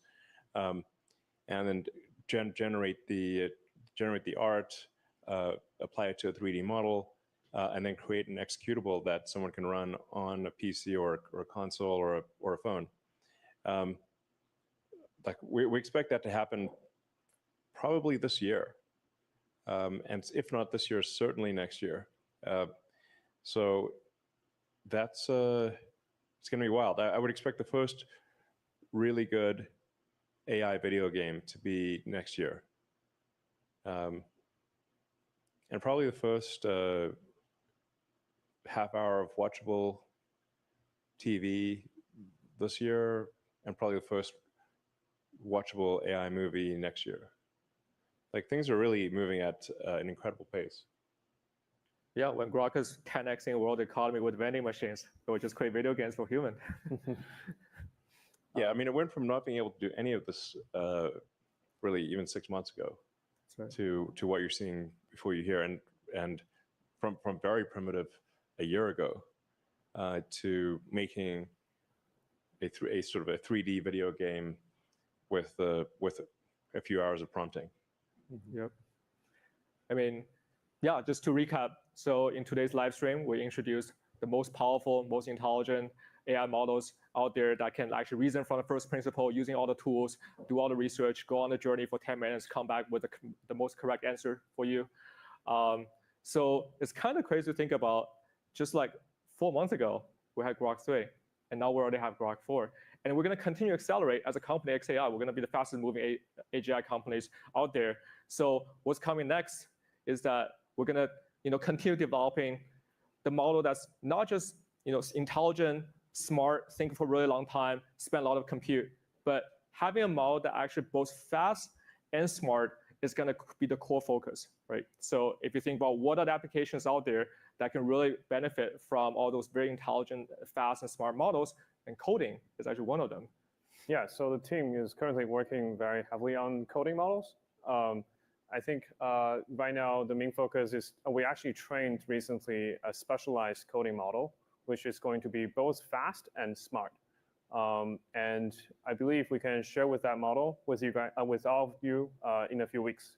Yeah, that's very exciting. And the second after coding is we all see the weakness of Grok 4 is the multimodal capability. So in fact, it was so bad that Grok effectively just like looking at the world, squinting through the glass, and like see all the blurry features and trying to make sense of it.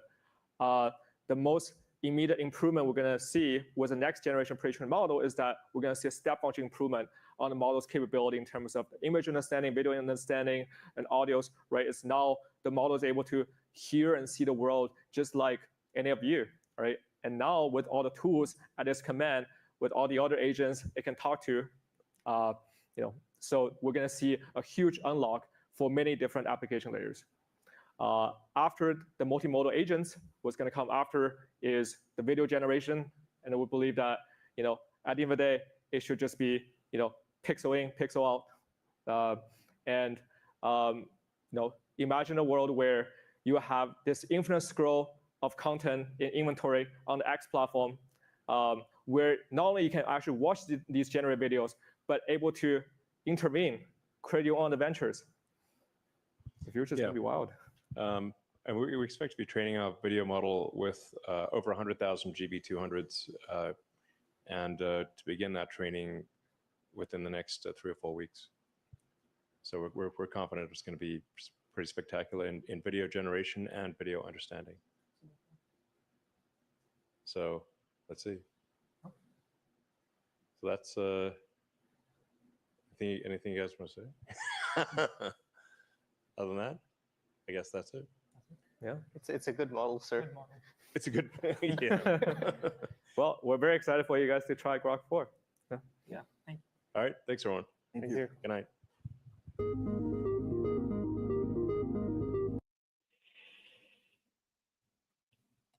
All right. John will join us here right now. So we are going to click on GROK. Here it is, Grok 4. My son got a red Model 3 What should he name it? Be clever.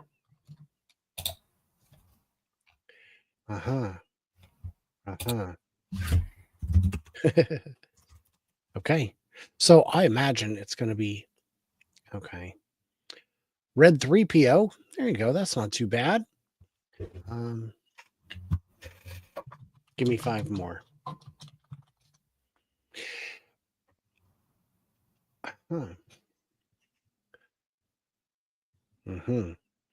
So impressions, John. I'm not good at impressions. I could try. Just do a Clinton, and we'll see how that goes. Okay. Well, no. Let's shoot for something else. I'm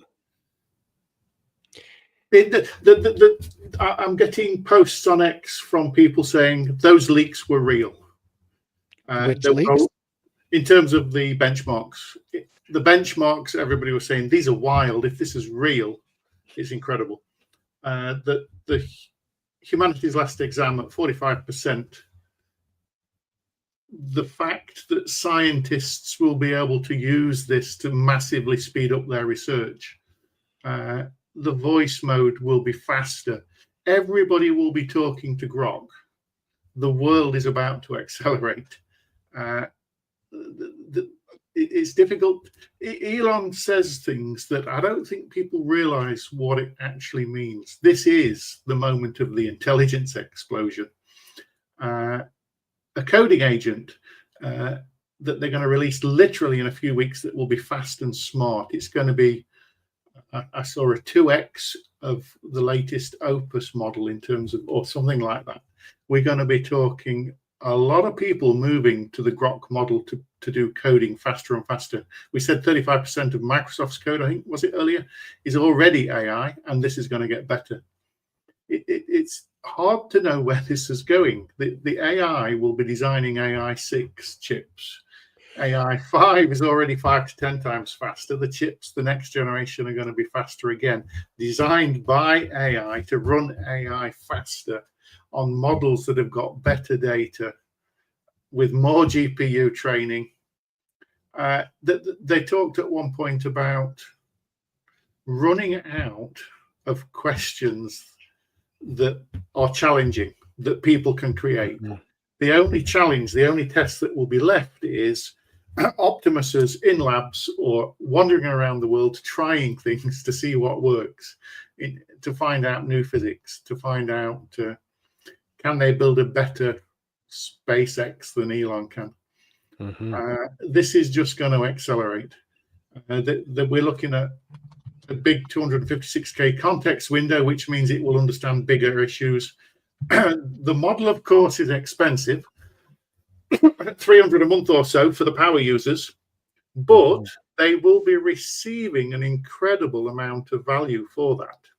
What this means is that all those big companies out there that have got big budgets will give all of their developers, all of their researchers copies of this, and they will all get more effective. Of course, if you haven't got the money to do that, or you're not switched on and ready to do that, you're going to get left behind even faster. The world is about to change. Of course, Optimus is going to be one of the things that change the world for ordinary people in their ordinary lives. But at the moment, everywhere where you touch technology with your phone, talking to the internet, all of those things are going to accelerate at extremely fast pace. And Optimus will emerge into the world, and the robots and all the other things that then come into our everyday lives. I mean, one of the things that people talk about is these phone things, and the kids have got their heads down, buried in them. Maybe with Optimuses, the challenge will be different. They'll be talking to the Optimus. The heads will come back up. They'll come back into life. The Optimus will look after children, help us having more babies, and release human creativity in a way that perhaps social media has done exactly the opposite. It's abused us. It's been about profit. Maybe this is a bright new future. You know, that's a very good point. social media, Facebook especially, but really all social media has been about extracting value out of us by providing us no value, by making us dumber and angrier and more narrow minded and more focused on our own bubbles. While with this, you can say, teach me anything. And you don't need to find a community. It is the thing. Now, will that help us be more social? It's a tougher question. Secret ingredient in my grandma's burrito. It really looked beef tallow, maybe sour cream, cumin with a dash of turmeric, refried beans, a pinch of secrecy, or cigarette ashes. Some tales highlight grandma's gardening recipes fiercely with no magic beyond the personal touch, or in one humorous anecdote, ashes from chain smoking. Don't try it at home. So there you go. One of the other ones suggested love while it was thinking. I don't know how. Clearly doesn't know my grandma. Oh, I'm just kidding. My grandma was a very, very sweet little old lady when I knew her. My mom tells different stories, but my mom told a lot of different stories. Can you tell me about how rewards work within AI? Rewards as in reinforcement learning? Well, I've seen it on the screen of my car. It'll say we've increased rewards for good driving for FSD doing well. I've seen it in this context where they say that there's a reward model that the AI is programmed to want to win. How do you motivate something that's not made of chemical rewards? We're just talking build a measuring model. If you're talking about chess, how many pieces did you win by? What's your position like? Build a model that represents what good is, and then every time the model, as they're training, every time it tries different scenarios, what was the result? Did you win or not? So it really is as simple as that. That they're saying, if you win, if you get a good score, then we will value what created that, the inputs that went into that, more highly, and we'll up the weights for that particular aspect. And of course, if you fail, nope, that was a bad one. And of course, with FSD as an example, how smooth was the driving? What was the acceleration? Was it smooth? Was it all those kind of things? How well did you avoid obstacles? All those kind of models. Did you fail at all? Obviously, that's a bad case. Did you have to ask for help in a robotaxi? Mm-hmm. A reward might be that what drives you taking more right turns than more challenging left turns, because that will result in higher scores, more success in the end. Mm-hmm. For Optimus, it might be, did anybody scream at you? Did you do anything wrong? How happy were the humans? That would be a nice reward. Yeah, I like that. That's interesting. And I guess if the code just says your objective is to gain rewards, then it says, great, my objective is to gain rewards. And even if the rewards are meaningless, it's not like I heard a story once on the radio about they were doing testing, psychological testing on monkeys, where they would have them play games to see which games they were good at. And at one point, the monkey realized that it was being tested and wouldn't play anymore and just rage quit. So I don't know. Again, that's a chemical response. If you tell a computer you are happy to get a reward, I think it would say, yeah, I am. That's right. Now, that might be where we can talk about artificial intelligence, because artificial intelligence has generally been in particular domains, like can you play chess? And it's easiest to measure the results. When you start talking more generally, what are the results? Is it that the humans are happy? What if it's a carer for somebody that's got dementia, various different issues? Keeping them happy, does that subtly become different? What does keeping them safe versus keeping them happy in the moment mean? And this raises a really important question, that if the AI starts to know better than us, in certain cases, like the dementia patient, like the young child that wants candy, like the criminal that might be wanting to do bad things, or the person that might be speeding, well, I'm going to report them. Does it start to know better than everybody in all circumstances, and we all get relegated to the AI knows better than us. So we've got a very special guest waiting in the wings, the one of the godfathers of AI. We've got Robert Scoble joining us. Robert Scoble, what is going on? Just because Siri was launched in my house doesn't mean I'm a godfather of the AI. You are to me. You're my Sherpa. Let me move you over here.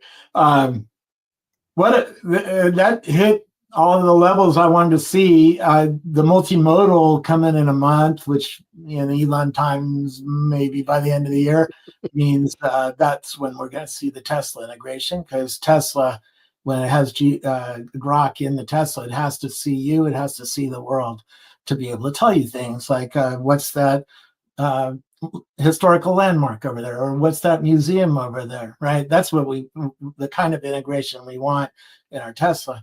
But at least we got a really smart model. Now, better than PhD in every category. Is that a surprise?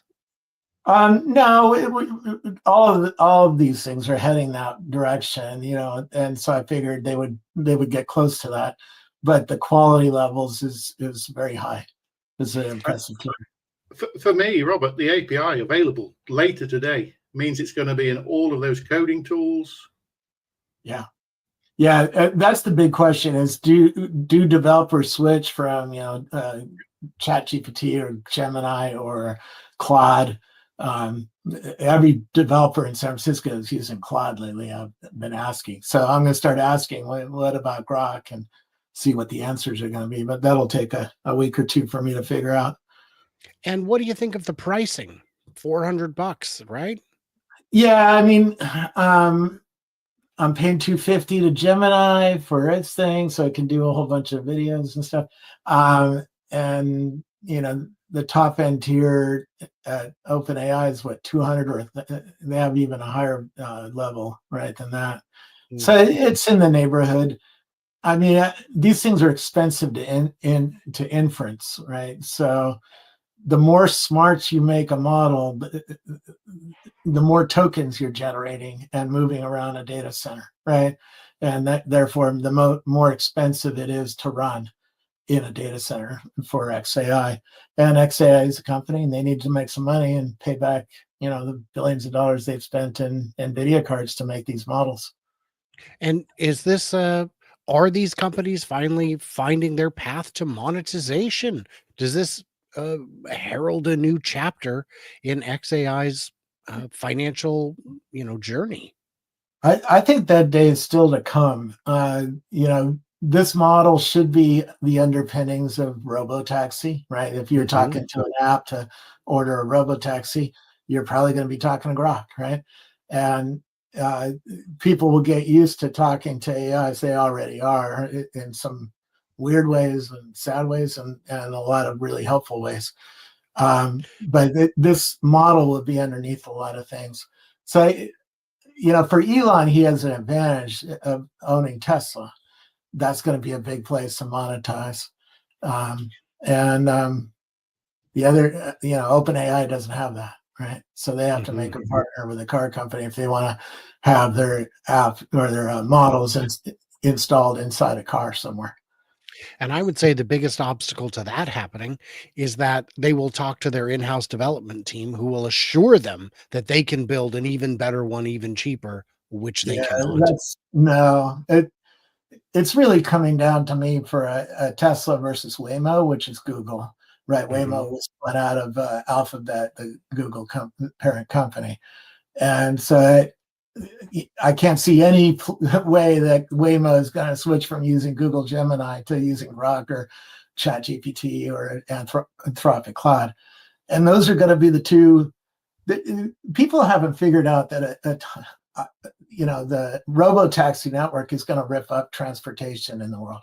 I'm interviewing Waymo customers in San Francisco, and almost all of them tell me they'll never drive again, they'll never buy a car again, and they'll never take an Uber again, right? Wow. That tells you the consumer is changing and will change as it gets to everybody's neighborhood.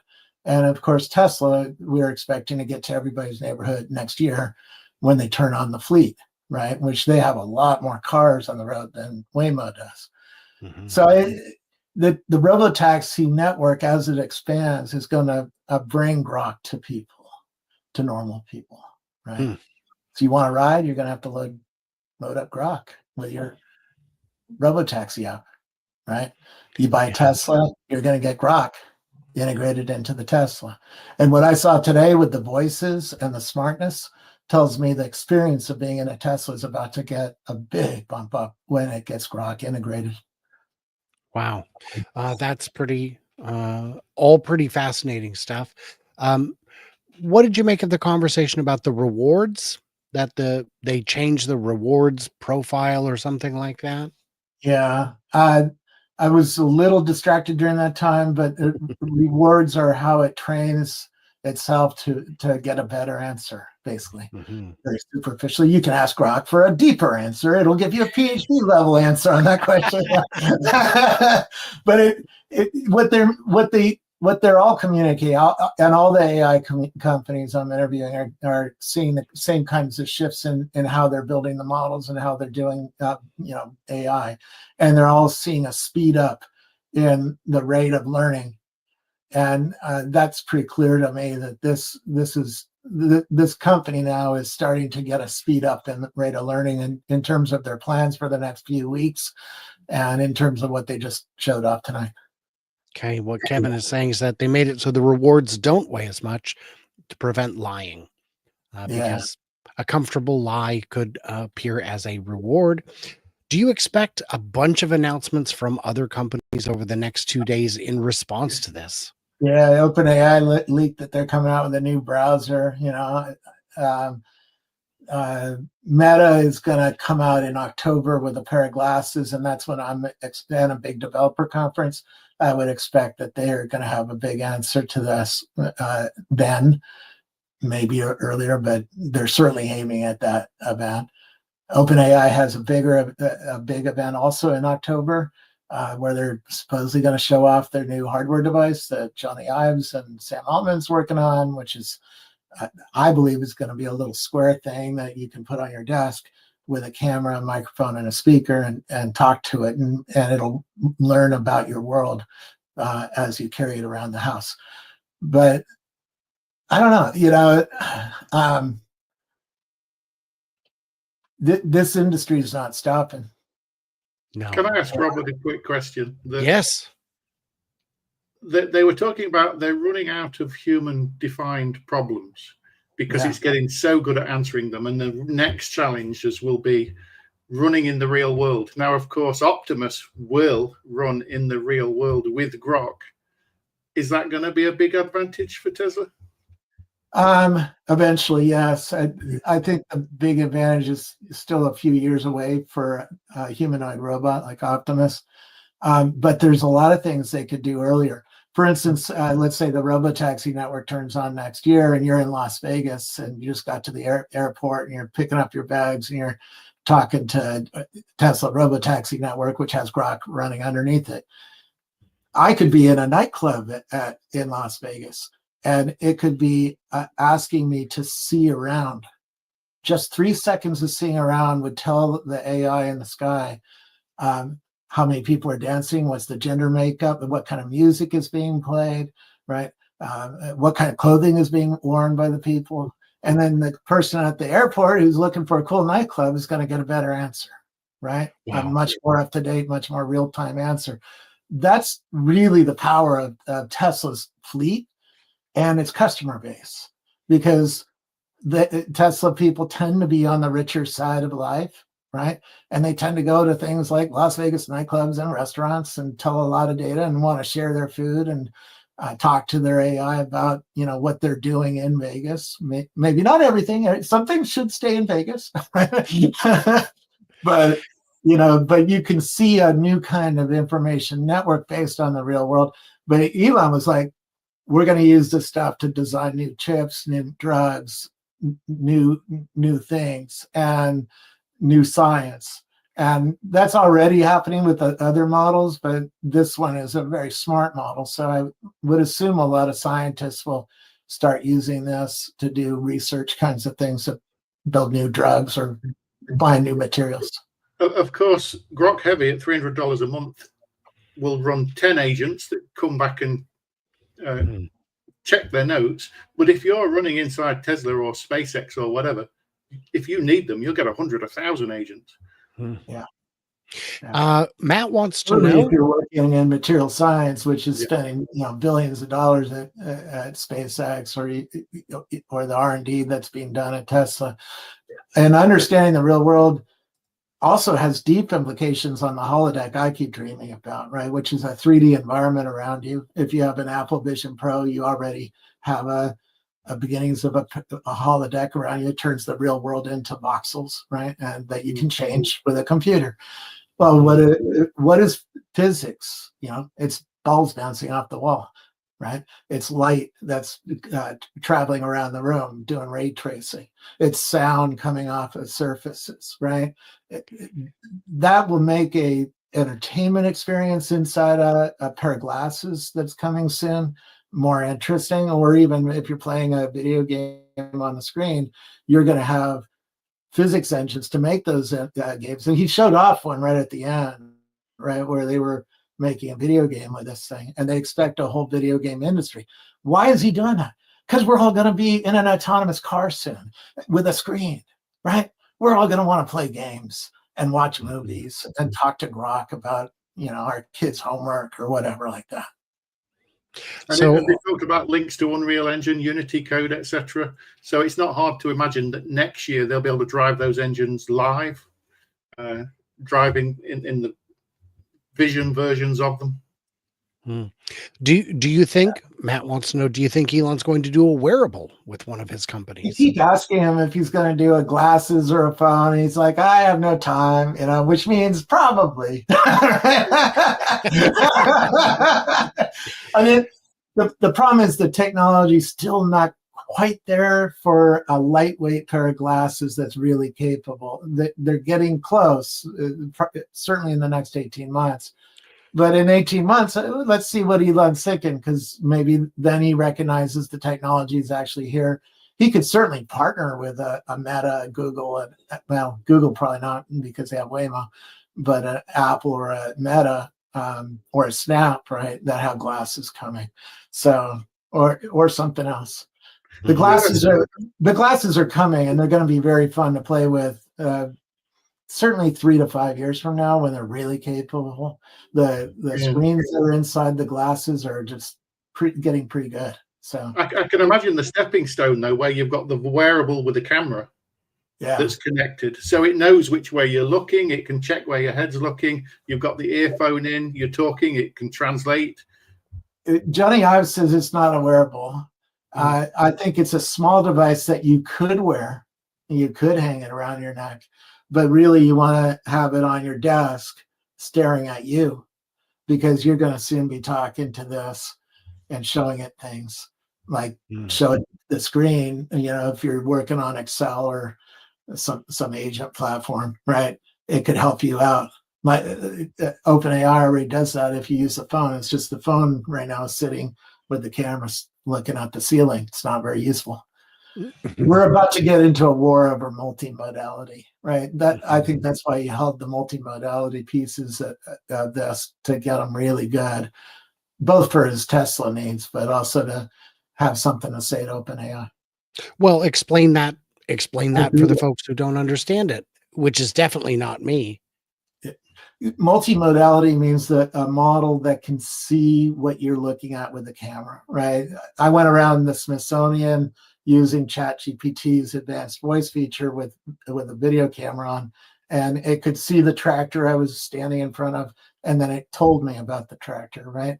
You aim it at food, it tells you about the food, or it can tell you if you show it your spice rack, it'll inventory it for you, that kind of thing, right? So the ability to see in the world, it means a lot of new capabilities for humans, and those things are getting really better every month. Google Gemini is ahead right now. By the way, what do you need for a robot? Multimodality. Because if you have a Optimus in your kitchen, it needs to cook you dinner, and it needs to find everything. It needs to know where it is in 3D space, and it needs to know what the ingredient means and what it is. And that's what, giving smarts to the eyes of the robot is key here, right, for the future. Can I ask, Robert, do you think everybody will get a Neuralink eventually? Will everybody get a Neuralink rather than glasses eventually? Eventually is a long time, right? Yeah. Hopefully we have a few million more years on this planet. But no, I would expect everybody to have glasses in the next 3 to 5 years. And Neuralink is further, and there's going to be a lot of different approaches to brain-computer interfaces. I just had Meron Gribbets on my show last night, and he's built a brain-computer interface that fixes people's depression if you have severe depression. But he talked about the whole field, and I've been studying it, going to Stanford University's robot and XR days, and I met several entrepreneurs who are building brain-computer interfaces, one of which is a hat that has 70,000 sensors on the inside of it. The founder of that company thinks that he can get it to market in 2 years. So let's say it's 3 or 4. And he thinks it'll be about $500. So a consumer level product, right, that you put on, and then you can do a lot of what the first 7 Neuralink patients are doing, which is thinking and computing, right? Because they have wires on the brain listening to their brain.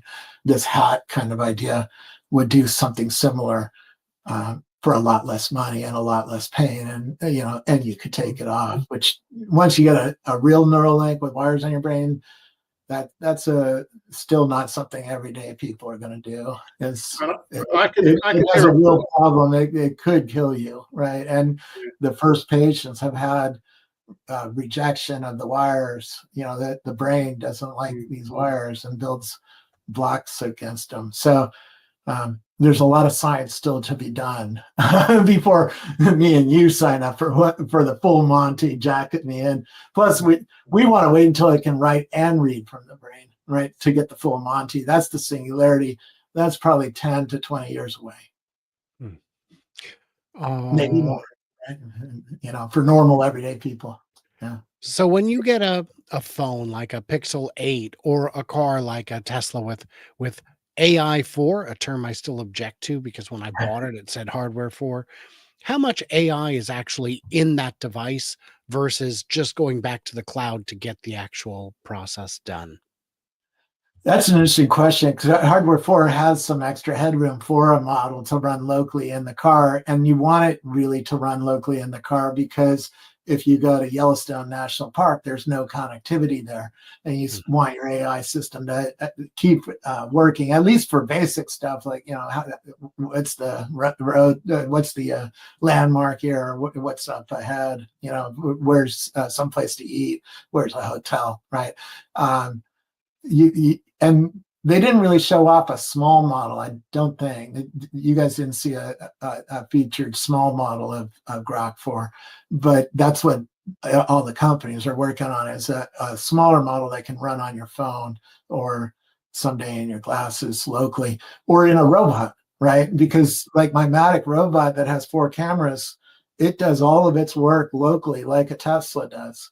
It doesn't pass the data from my house up to the cloud for privacy reasons, right? And so that has a small model running on an NVIDIA card inside their vacuuming robot, right? Well, one of the things I've seen in posts in the last few days is that it's going to be capable of deciding which model to use when you talk to it, the cheap local one, or if it's something more challenging, then I'll send it off to the cloud to get me more detailed answers. And they're not the first to do that. Apple Intelligence actually works like that, right? If you ask a simple question like where's the closest internet, it answers locally. And then if you ask it a PhD level question, it says, I don't know how to answer that. Actually, it's a lot stupider than that over at Apple. But it'll pass that prompt over to ChatGPT if you approve it. And then ChatGPT will give you an answer, and Apple Intelligence will display. Same thing is going to be true in the car. That's why it's a hard question to answer about the Tesla, because a piece of it should be running locally to take care of basic needs, whereas a supercharger kind of needs, right? Or talk to the car and turn down the AC kind of needs. That should all run locally. But having the bigger answers, if your kids are in the back seat asking PhD level questions because they're going to college, right? It has to go up to the cloud for that. And of course, one day, if we've got millions or even billions of Optimus, what is the cloud? It might be that there's 10 in your street.